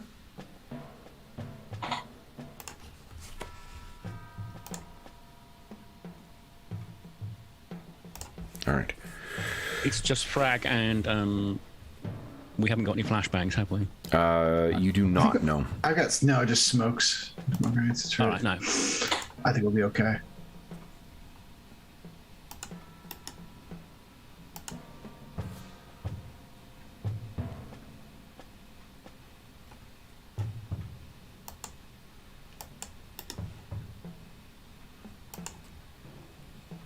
Okay. We go.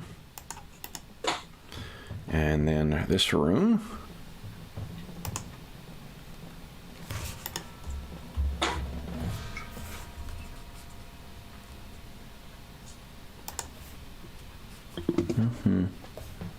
Okay, so here we go.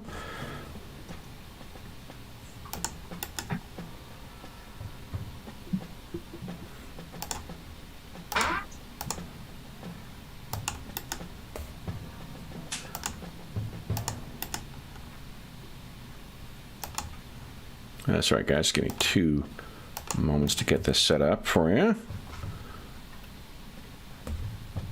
And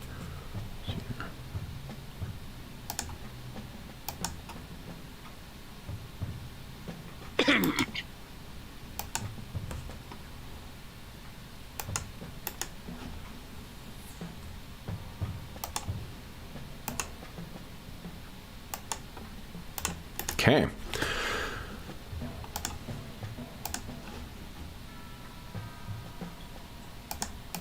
You know what I'll do, guys, is I'm going to put like a little bit of a bulge in the where the doors are, so it's easier to tell where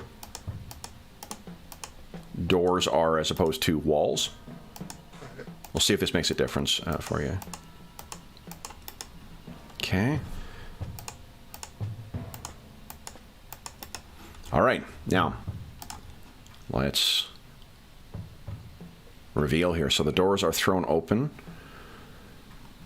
in 3, 2, there's 1, and there's another. Now, let me see if there's anything in either of these that is going to jump out and kill you. Can we put the directional lighting in there, go in that direction? So yeah, what you can do is if you click on your token, you should be able to rotate it. Oh, there we go. Okay, yeah. That's what I would need to do. Cool. Okay, so what you can see, Ray, and are you able to rotate yours as well there, Mo? Mm-hmm. Okay. You can take a look in your respective rooms. What you see in yours, Ray, is that there appears to be, in here, it carries down a little far to the south. So if you take a peek a little further south there, Ray. Yeah. Okay. Get in there. Yeah, carries in. All right, so closer to the end there, if you're turning your flashlight, there's another door down there. And then near that spot down there, there is a table, a wooden table, that is on its side. And there appears to be next to it a almost completely desiccated human skeleton. Give us a give us a perception check, please. All right. Let's see what we got. Spot, you mean? A spot, please. Yeah, sorry. Yeah. I run enough 3.5 nowadays. I should roll. Jeez. Yeah. Okay. So then you may need to search in here to find anything, but nothing you can see that jumps out. Tony, what you see in yours, and you can feel free to move the light around, take in the full thing. Directly across from where you are right now, you see where those 2 little lumps are? Mm-hmm. Those are doors. There are 2 doors, and then to the south, if you move in and move your... There you go.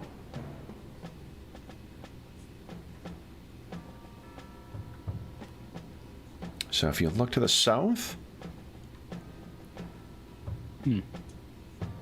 Oh, and if you even... As you angle yourself along here, I do that for you. So you see there is another room there with another door. The door is right here. This room, so there's a door here and there was 2 doors that you saw over there.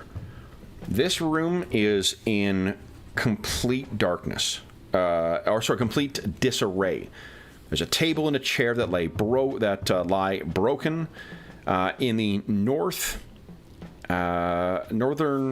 chamber, or north sort of eastern, right near where you are, there is a tall metal brazier, and there is a steel coffer that rests on the floor.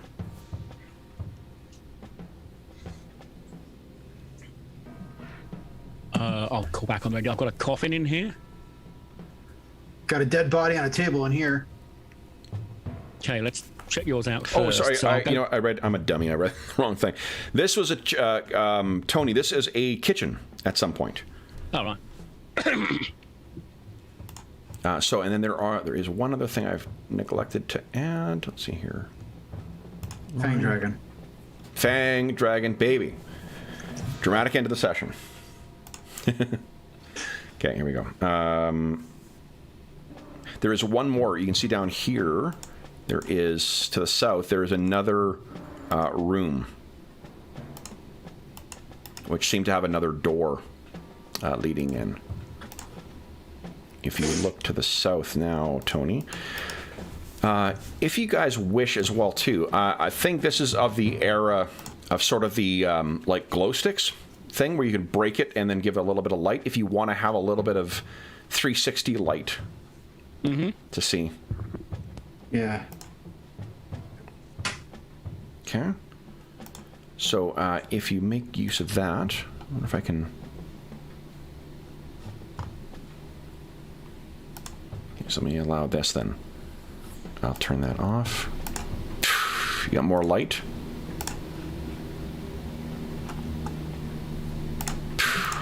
You have more light. So. And go check out that body down at the end. Okay.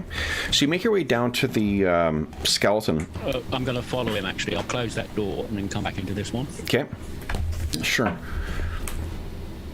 So now we can put you right side up again now that we're not doing directional.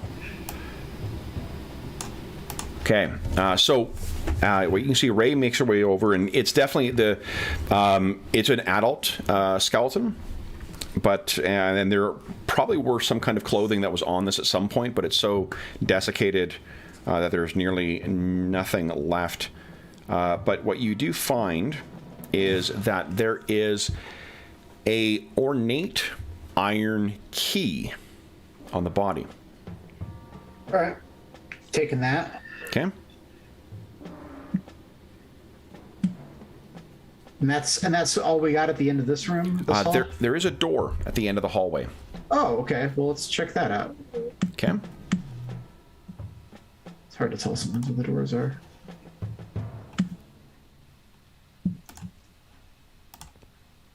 Now let me give you.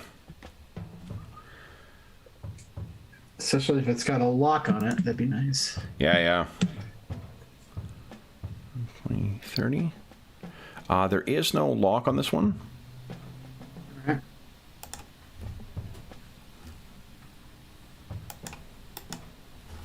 And allow me to open that door for you. I'm going to stand next to him with a grenade ready, just in case. Sure. Okay, so you got a grenade out. So this room is in disarray. Table and chair lay broken. There's that metal brazier in the northeastern corner of the room. And the steel coffer rests on the floor. I can go take out the One of brazier. those in the other room. Yeah. I'll go take out the brazier if you want to go check out the coffer. Okay, I'll put the grenade away and then walk over to the steel thing. Okay. So you take a look at the brazier.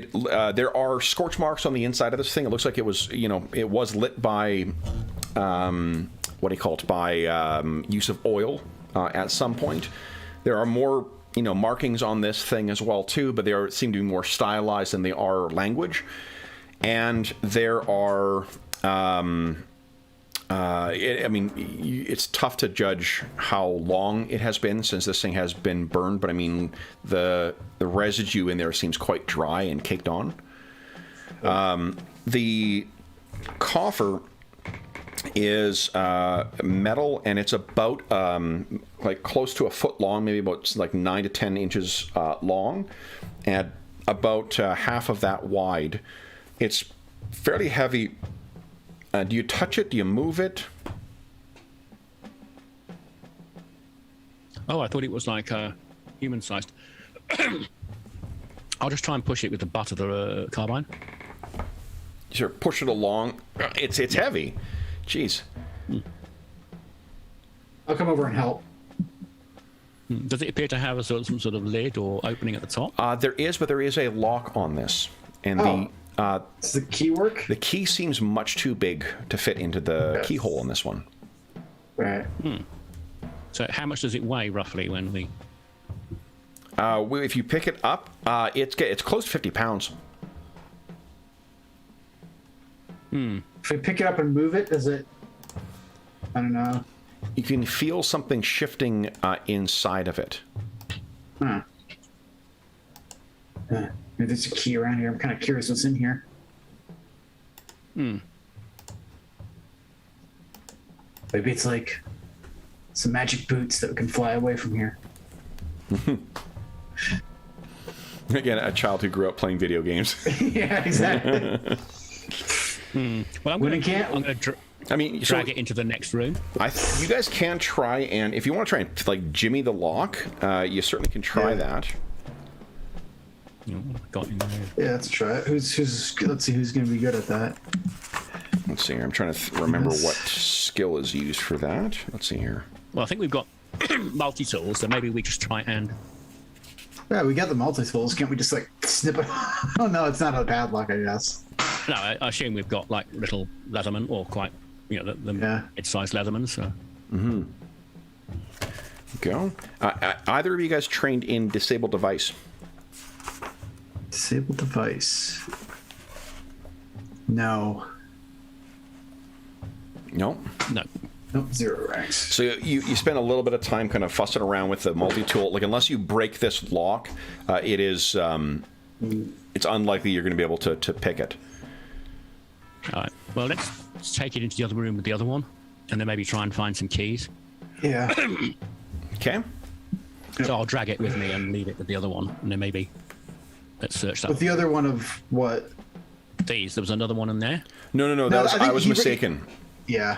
Yeah, I had All right. Okay. Yeah. We can just leave this one in here and then come back later. Or maybe I'll just drag it so it's near the door. So if we would leave in a hurry, we can sort of drag it with us, I think. That's a good idea. Yeah, I'll help you carry it to the door. So we're moving over here. Just leave it over here. All right. Should we go check out your kitchen? Yep. Okay, I'm setting up the... there we go.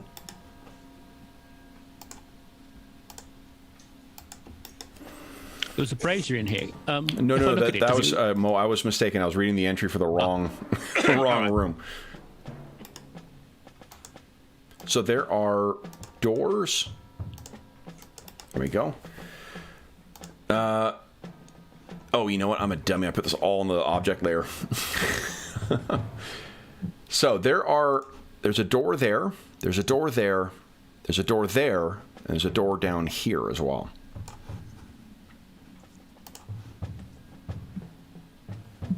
And this room, as a reminder, this room was a kitchen at some point in the distant past. Yeah, I'll go to the one that's across from me. Okay. So, and Tony, are you backing him up, or are you in your own room, or what? No, I'll just sort of stand to the side and sort of like keep an eye out behind while he's doing that. Okay. So you make your way over to it, and Ray, let's throw that door open for you.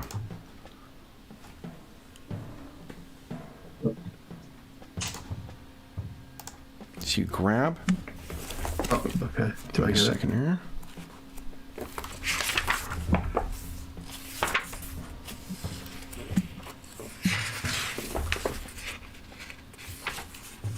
So I'm trying to find the rules for this thing here.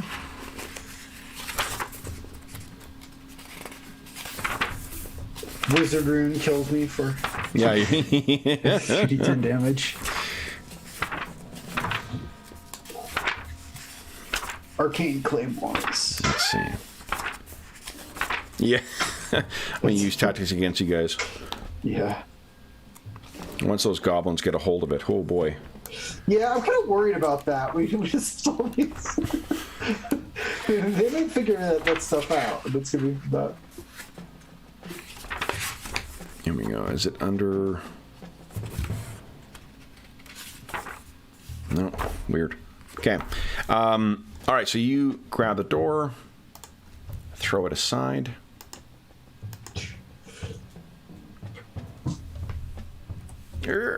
What you see in there, this room is dank and empty apart from two, honestly, it looks like two pools of brake fluid or antifreeze. Because it's got a distinctive, weird greenish hue to it. Would you make a spot check for me, Brandon? Sure. Oh, shit. Lost my... So you turn towards Tony, and you're like, hey, Tony, you've got to... And then one of those pools surges out towards you. We got hostiles. Now, give me a sec here. Let me find what I need.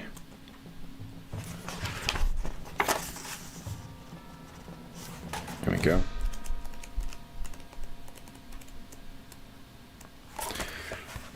All right, here we go. So, what is your defense flat-footed? Oh, where's... Is that also going to be in the combat section? It might be listed there. If not, it'll be your just without your defensive your dexterity bonus added in. Okay, so it's 19. Class is 10. Current dex is 2 bonus. So I think 2. So yeah. without it, so no, so the would it just be 10 then, or? No. It'd just be whatever your full is. Subtract your dex bonus. My full, so it'd be 17, right? 17, Without the okay. dex bonus? Yeah, yep. All right, so then this thing surges towards you. Oh, shit. It hits. And you take 5 points of damage as this little thing slams into you. And there's a hissing of, like, smoke coming off, just like out of that Aliens movie. And let me... add a token in for it, and for the other one. Let's see here. I just got slimed.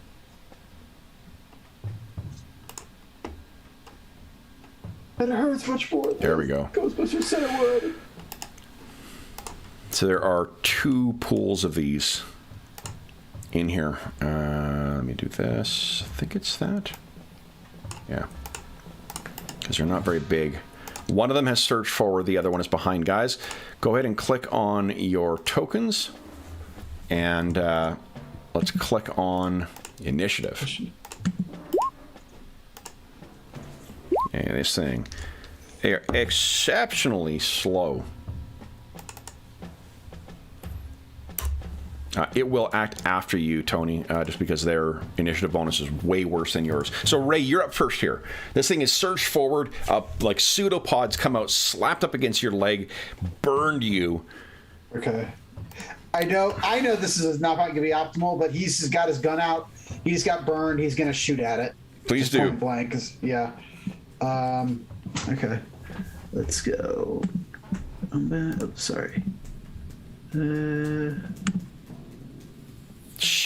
You have, I think, at least 3 points of astonishing fortune left.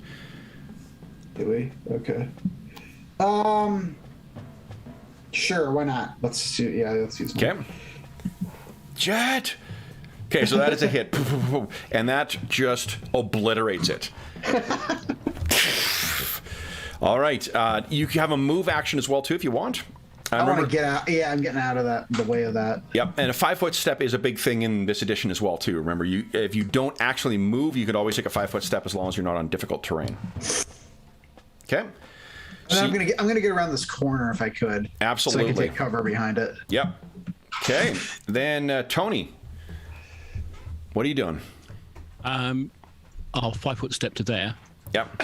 And you can see another And one of these seeing things it's a puddle of looks like antifreeze or brake fluid or something that is surging towards you.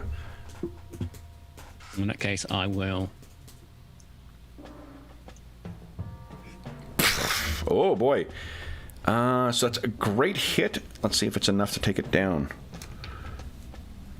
Oh, a d10. Okay. Not enough. So it's injured for sure, but not quite. It's still got some consistency to it. So then on its turn, it kind of surges towards you. It's like mercury moving kind of across the surface, and then the pseudopod comes out, tries to slap you, misses. There's no way that comes close to it. Keep your distance. Ray, what are you doing? You're up next. All right. My buddy's in the way. Firing into melee like this is just like in 3rd edition. It's -4 to hit, unless you've got precise shot. Yeah, he'll do it anyway. Okay. You know what? Hold on. Now that I said that, I can't remember. I know in Star Wars they took it out because it doesn't feel like everyone's using range weapons in that. Yeah. I can't remember if that was taken out in this. Let's see here. Precise shot. Let's see here. Where are you here? Yes, there still is that penalty in this. I'm sorry. So, what were you doing, Brandon?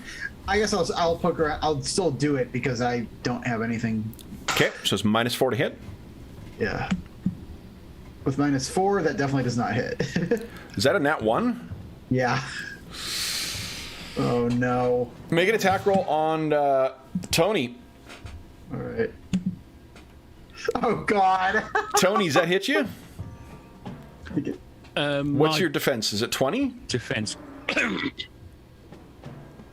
Defense is 20. Okay, thank Oh, God. good. So Thank you, God. whoa, Yeah. you can see that Ray is sort of clearly freaked out by this thing. He almost shoots you. Ray, you still have a move if you like. All right. I'm gonna hang out here. Okay, Tony, what are you doing next? I'll sort of like 5-foot step maybe diagonally, Okay. and then I will shoot it again, single shot. I will point out the rifle butt is on there too. You are a badass melee combatant. Oh yeah, actually, let's do that. I will.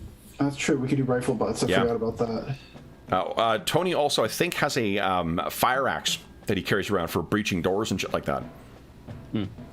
So that is a solid hit, and that is enough to completely disperse that whatever this substance was. So you kind of turn around. First off, let's just address the elephant in the room. Ray nearly shot you. Yeah. Fire discipline, mate. Yeah.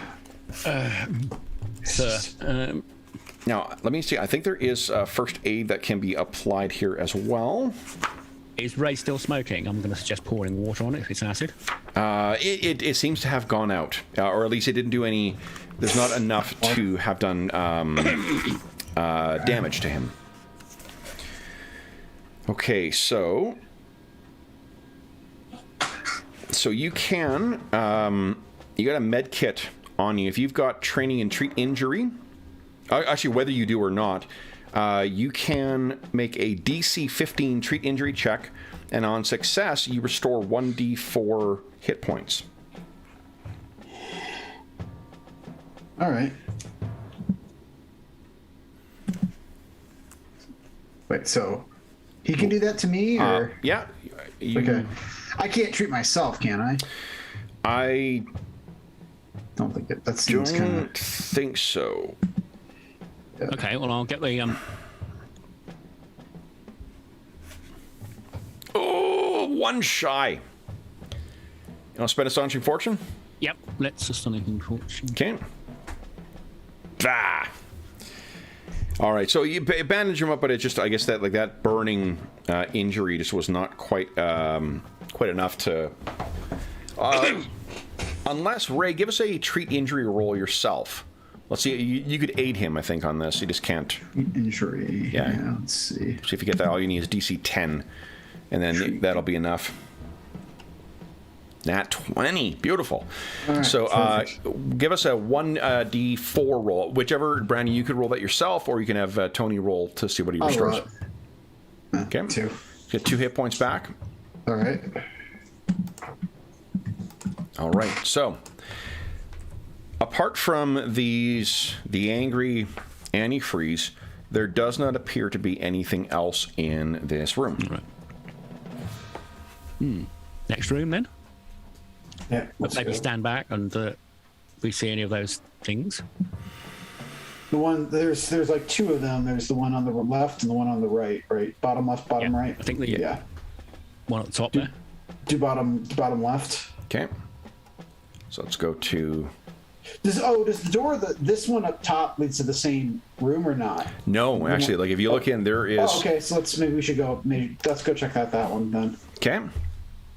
So if you get up there, Yeah. let's throw the door open here for you. You throw it open, and what you see is there are within sacks of moldy and decayed grain. It looks like something out of like a Heritage Park kind of thing, like those folks who do like Frontier Town shit. It looks very much like that to your eyes. It stinks with like stale and mold. That's it. That's in there though. Where would you like to go next? Let's go check at the bottom. Yeah. Okay. So you head there. Bottom left or bottom right?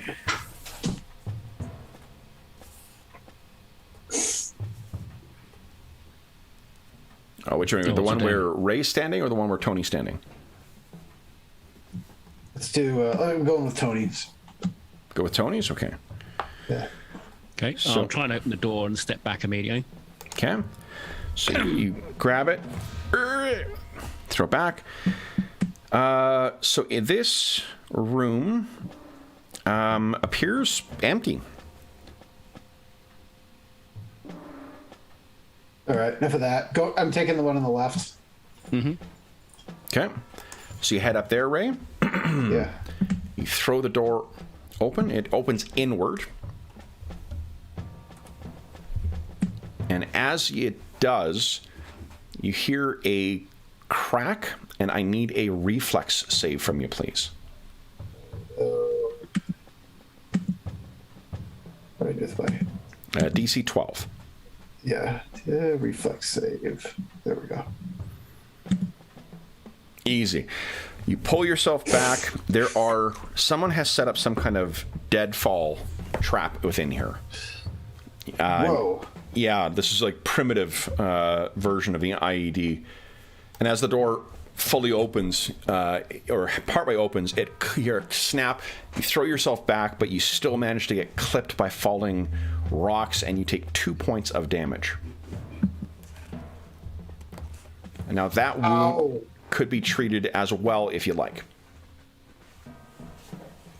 Well, let's see if there's anything hostile in there first.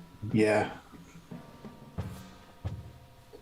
Okay. I'll So what you also see in here... otherwise, there is nothing else of interest in this room. All right. Well, This looks like it was, again, like it was a kitchen at some point ages ago. Who puts the kitchen right at the front door? It's weird.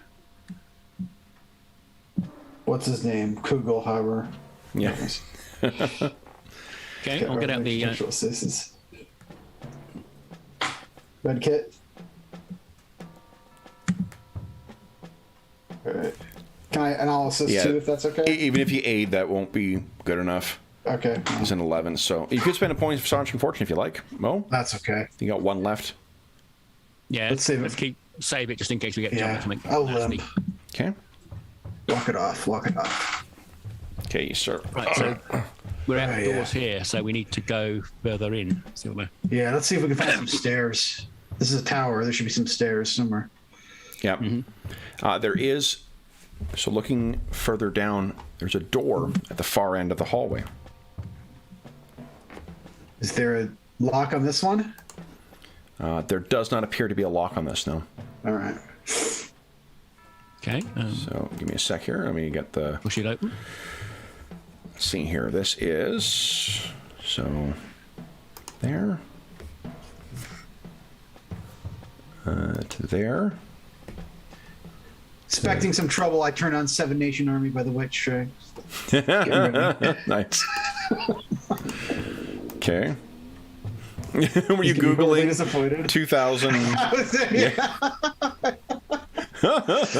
he has no idea that this is going to be appropriated by like football teams like years and years from now. Like, what is it, Belgium and like Rome? I think this is like their unofficial like theme song. No, really? Yeah, he doesn't know that. Okay. Well, it's because it's simple. Dun dun dun dun dun dun. Yeah. You can be wasted and still sing it. Yeah. That's key. I did my undergrad at school in the Maritimes, apart from a year in Scotland, so I well understand the appeal of basic, simple songs that are easy to sing over and over again. Because exactly, I swear to God, like there's a commercial currently that has a bunch of guys who are singing Barrett's Privateers, and I can't tell you how much I hate that commercial. If I never hear Barrett's Privateers again in my life, it'll be too fucking I don't know soon. if I know that song. I gotta look this up. Barrett's Privateers. Barrett's Privateers. Can't stand it.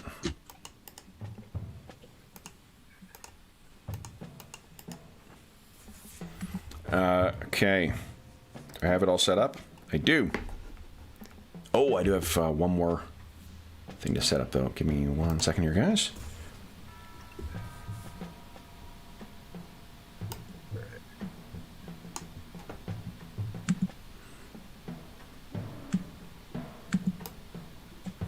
Okay. This is going to make for some interesting dynamic lighting here.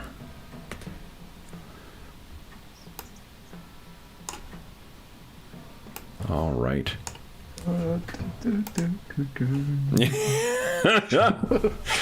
If you want that Fang Dragon to show up, you're saying Seven Nation I gotta Army. be careful though, because you might get demonetized. I don't want to. So, too many references here. let's see here. What you see is this. So straight ahead, there is a pillar, first of several ones. To your right, there is a door, and then there is the wider chamber here too. All right, so it looks like there is another pillar further down the way there. So this is a pillar here. Pillar there. So is that runs all the way up to the ceiling. There's a door right there, and there's a door down there as well. Huh. There is also a pile of rubble right around here that fills up about that 10-foot area. So there is a door down here, and there's a door right here. The pillar's pretty. And are they unadorned? Do they have any writing on them or anything? There are no. These are unadorned pillars. Okay. Anyway, let's just check out the doors. I don't really care about rubble. Okay. They're all... Oh, from where you are, Ray, there's a door right here, too. And another door over here. Oh, I forgot that. Which is the one that would be most obvious for a stairway? I assume it might be a spiral around the... Yeah, it might be the center. Might be what I'm thinking. Let's try one of these ones where I am, maybe. Okay. Okay. Let's try. Come over and... Which one would you like to throw open, then?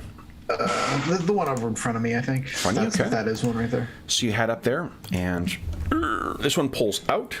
There is a small... This room is full of cobwebs, but it appears to be an empty closet. Yeah. What's that? Where would you like to go next? Let's check out the other door, maybe. Probably isn't anything. So over there, as you approach it, what you can see, Ray, is that the bottom of that door has been chewed away. Let's not go there. Something might be under there. I'm gonna step back. Okay. You could, if you choose, like, say, listen. Because there's a listen skill. Yeah, let's try that. I'll Okay. try to listen and see what I can detect. Sure. Unless, actually, Tony might have a better listen than I do. My listen is, let's see what I got. I got a 1, so what? Tony's better at it. Maybe you should listen too. No, same. Okay. Well, then I'll roll it. Okay. At 20. Jeez. So you sort of put your hand up to Tony to be like, quiet, quiet, quiet. You can hear the sound of squeaking and scritching from within there. You hungry?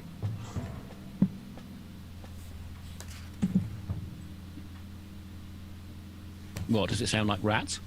Definitely sounds like rats. Sounds like a big one, maybe, Big. or a small one. Pretty big. Want a big rat for dinner? I mean, it doesn't sound. It's not Quiznos, but you know, maybe it kind of is. What do you think, Tony? Mo? I think maybe if it's just a scavenger, we just leave it be and try and find the stairs and get up top. Yeah, Tell me to be hitting this later. There's going to be rats and stuff all everywhere. Yeah, but no, not big rats. This could be your meal ticket. So You open the door and I'll... One I'm key ready. thing in, I'll point out, in this game is long arms cannot be used in close combat. Pistols can. Oh, okay. Yeah, I was gonna say. I was actually gonna say, get out my pistols and we'll pistol shoot this thing to. How does bayonets work then? Well, bayonets you can use, but you're using a bayonet. You're not shooting. Okay. Yeah, maybe pistols might be better. So Yeah, I'll use Take the we'll right get other weapon, pistols. Okay. All right. So who wants to throw that door open? Let's get. We'll get an element of surprise. Throw it open. And, Okay. Okay, so which side is the handle, as it were? The side will be probably closest to you, Tony. All right. Well, I'm just going to then kick the door open. Okay. It Bang. pulls towards you, though. okay. Oh, in that case, I'll pull it open, and then step round behind it. But obviously, then Ray's going to have like first shot at the rat. Okay. So like over here, probably. Well, pull it. Yeah. Okay. Whatever. Yeah, whatever. Yeah, however that works. Okay. And there we go. All right.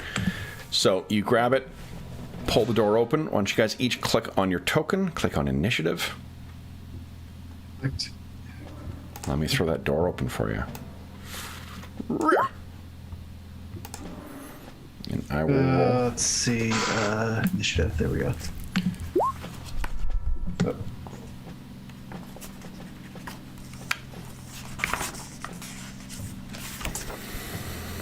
Okay. Oh, nice. All right. Let me find the stats I need. And then you'll fight these things. We open the door. It's like a 10-foot tall rat. Yeah. With a machine shit. gun. Oh, my. All right. Then let me go here. All right. So you throw the door open. You hear squeaking from within. You cannot see anything right now, guys. So let's... Oh, my goodness. I got pretty fucking good initiative, though. Uh-oh. So it's 23. He's not surprised. We were so sneaky. You were, but you also had light. Oh, So that yeah, light that's would have true. been going under the thing. So first things first, what you hear, having thrown the door open, is there's that squeaking from within, and then one comes running out to Tony. Two. Well, I assume the door's Tony? between it and me at this point. No, it gets, if the handle is closest to you, Tony, you'd open it up and it goes away from you. Oh, I see. So the door is Yep. that way. Okay. Yep. 3 on Tony, 2 on Ray. Multiple. I thought I just heard one. Oh, shoot. Whatever. Okay, so we got 3 on Tony. Your defense is 20, right? Mm-hmm. Okay. So let's see.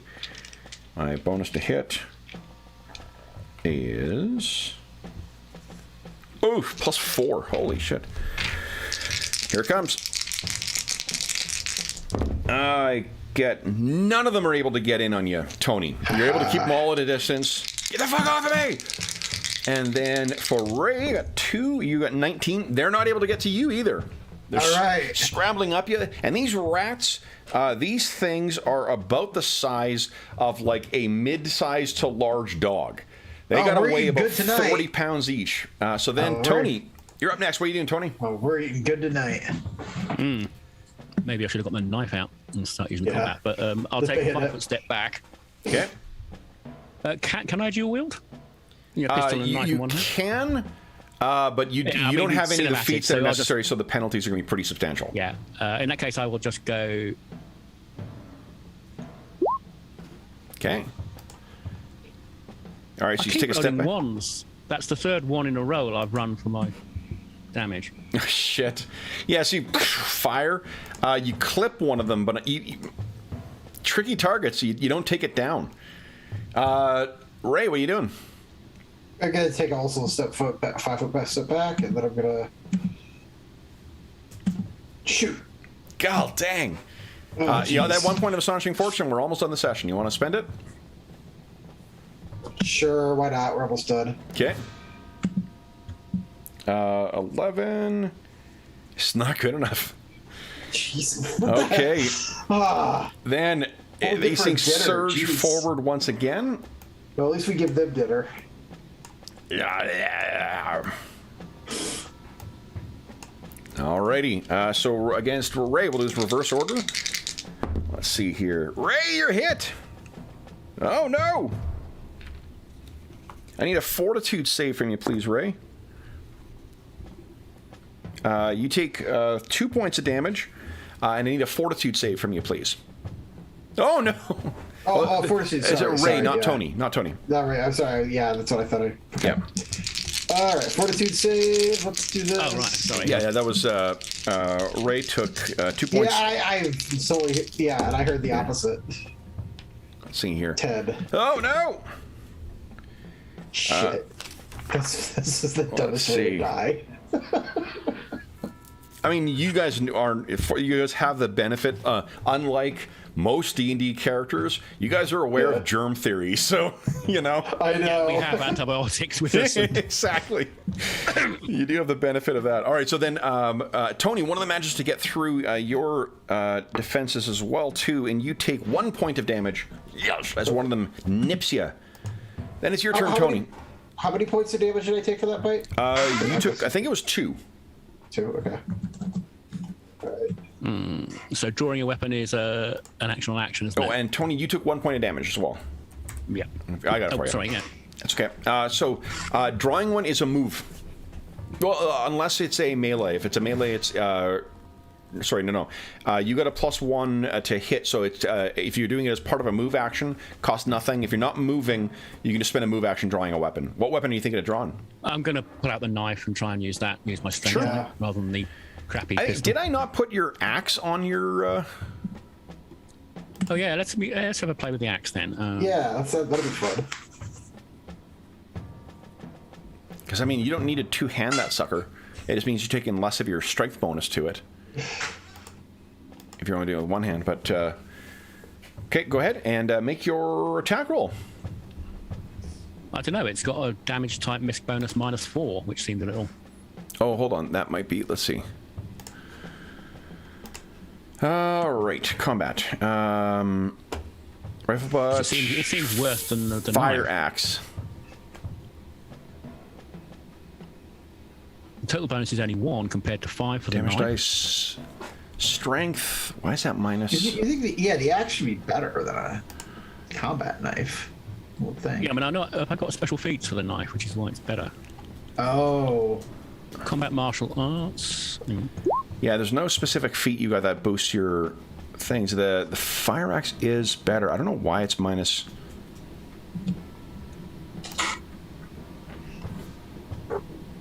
Hold on. Tradition in action, folks. Because let's see here, rifle strength, bludgeoning, damage bonus 1.5. And why the strength. total bonus is so much difference as well. Somebody doesn't have the system mastery down, apparently.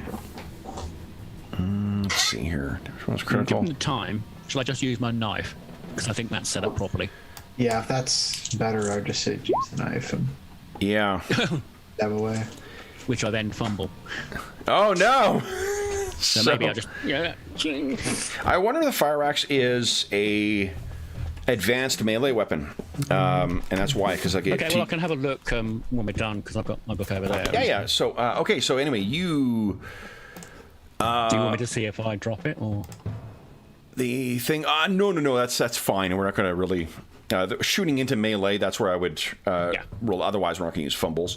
All right, so yeah, you swing it, and you're. I guess these things are just freaking the shit out of you. So, swinging wildly. Ray, what are you doing? I'm just gonna keep with my pistol and just keep shooting at these He's probably things. thinking, I wish we'd brought that flamethrower we had in the truck. Yeah, I know. God dang, Ray. Oh, Jesus. All right, let's quickly do their round here. 2 on you. A nat 20. So Ray, I got to roll crit confirmation here. So roll 1d20 plus 4. I need to roll a 19. Nope, crit. So it nips you again, Ray. You take 4 points of damage this time. Oof. And then on Tony, none of them get through. You kept them at a distance. Tony, what are you doing? Well, I'm going to have another swing with a knife, I think. Okay.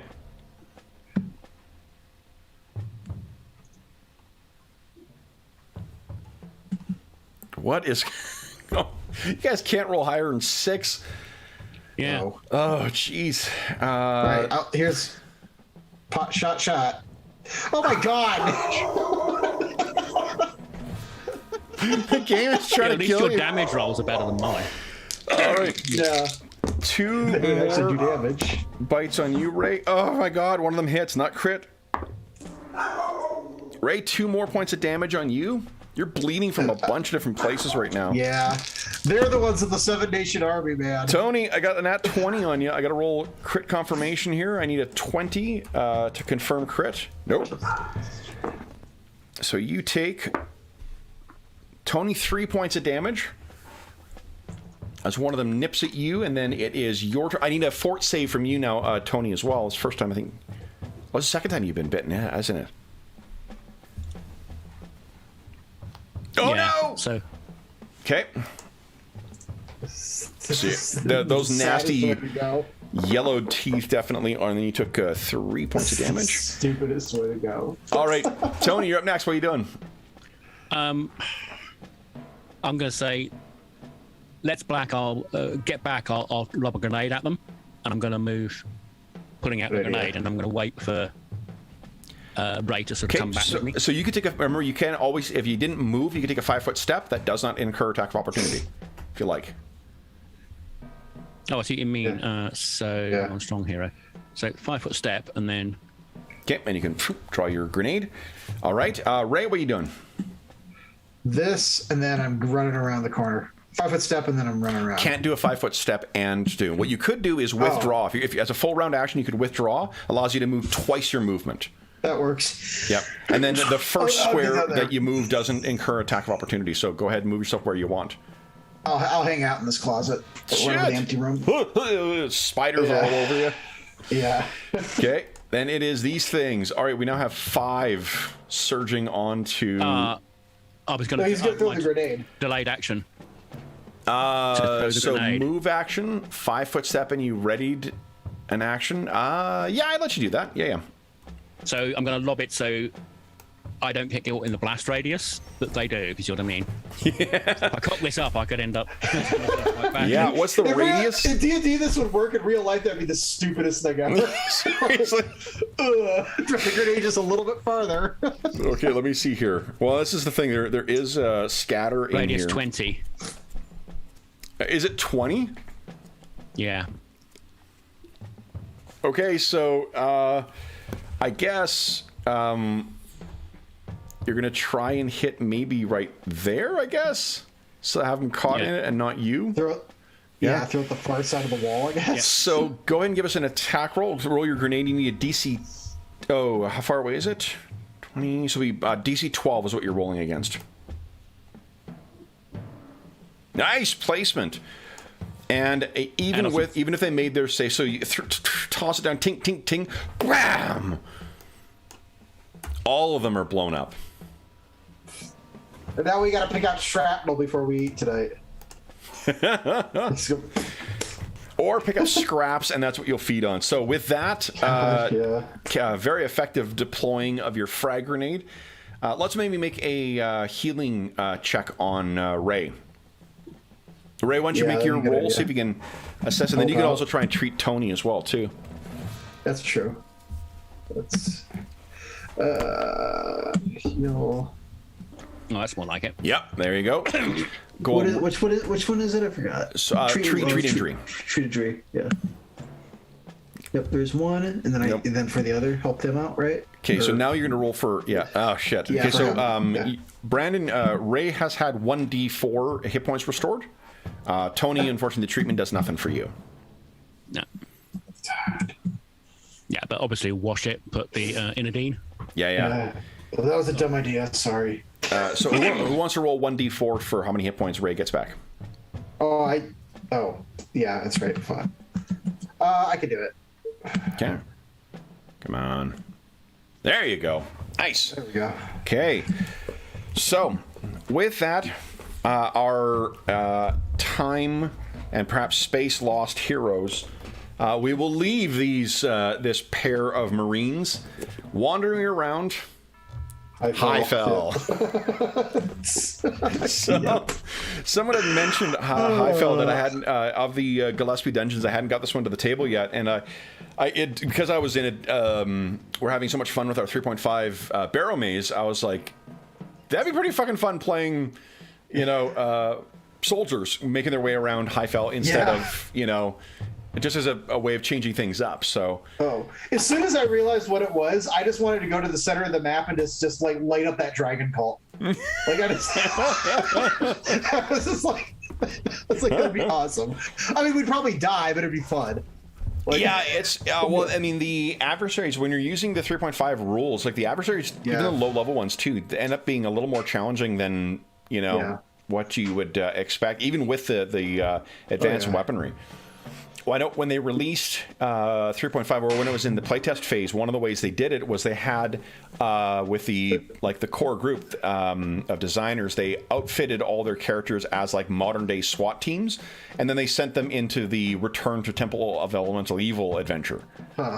Interesting. Yeah, and it just seemed like it would be a pretty cool, pretty fun little dungeon crawl. So, with that, guys, we'll bring the whatever this is, one shot of Here Be Dragons to a close. So, for those listening at home, I apologize we didn't get a chance to play Legacy of the Crystal Shard, but with everyone getting back to normal right now, we had some illnesses today, and then people still finishing up vacations and such. We'll be back to this in 2 weeks. Oh, wait. No, 2 weeks I'll be on vacation. I'm on vacation from October 14th until October 24th, so we will have no sessions streamed during that time, but we will be back afterwards. So it's another delay in the Legacy of the Crystal Shard game, but we do intend to get back to that. But as is always the case with every game we run on the channel, if you have any questions, comments, or concerns regarding the session, the campaign, or the game we're playing, please don't hesitate to leave a comment in the comment section below. To forestall one person correcting me on things, I know that you can only use treat injury once per day on a character. I was allowing once per encounter because that is more fun and allows them to get through more content. So I didn't get that wrong. I chose to change the rules. In addition, you can find a link down below to the Dungeon Musings Discord server where all of us are active. We have channels there dedicated to every game we run on the channel, including, we don't have a D20 Modern one, but we do have a D&D 3.5 one where I have been talking about D20 Modern and what I had sort of been cooking up for this. So you're more than welcome to join us over there. In addition, down below, there's a link to something called Heroes Save Villages. That is a charity fundraising campaign that we run on the channel. It benefits the SOS Children's Villages International Charity, a really terrific organization active in over 130 countries that benefits over 80,000 orphaned and abandoned children. From now until December 1st, for every $25 Canadian that you donate, and you can donate directly through that link. All money goes directly to SOS Children's Villages International. None of it goes to the channel. None of it goes to any other middleman. It just goes to help those kids. And on December 1st, when we do our charity raffle draw, you'll have one chance to win for every $25 Canadian you donated. The grand prizes, all the prizes I haven't announced yet, but we'll be doing that as we get closer. In addition to that, you also get a chance to vote for some of the charity sessions. For the October charity session, the donors voted for Werewolf the Apocalypse. So we'll be running a fun Werewolf the Apocalypse one-shot on October 30th. And the week before, if you have donated since August 1st, you will have a chance to vote for, or not vote, you'll have a chance to spend the money that you donated to help outfit our heroes with certain advantages. And then as well, you will have a chance to vote on the next charity raffle, the next charity session, which will be our Contest of Champions. It'll be a best of the ones we have run. We've run 4 or 5 other games, and we'll have see which of those games that we ran as charity sessions that we will be returning to. So, last thing I will say is a huge thank you to our players. So Mo and Brandon, thank you so much for diving into a game you did not know and a session you did not have planned. You guys played the hell out of these Marines, so thanks, guys. Yeah, thank really you. good. Looking forward to. I was always trying to get Highfield to the table, so Yeah. this thing. Nice. I did it in a somewhat indirect way. Yeah, totally. So then, for those listening at home, and if you're curious on what the setting for the game 2, Highfell is, at the time of recording, the most recent mega dungeon that Dr. Greg Gillespie has put out. He's the author of Barrow Maze and Forbidden Caverns of Archaea. He has a new one that's just coming out. It's in the Kickstarter was successful, called Dwaro Deep, I believe. And all of them are amazing. They're great sandbox games. Obviously, I was reading stuff and drawing maps as we were going here too, but I was reading out of the book as we go. Like the books are designed well enough that if you read the first like 10 pages of it, you're good to run the book directly from opening up as your players make their way through it. So really, really terrific dungeons. Otherwise, we'll be back again on...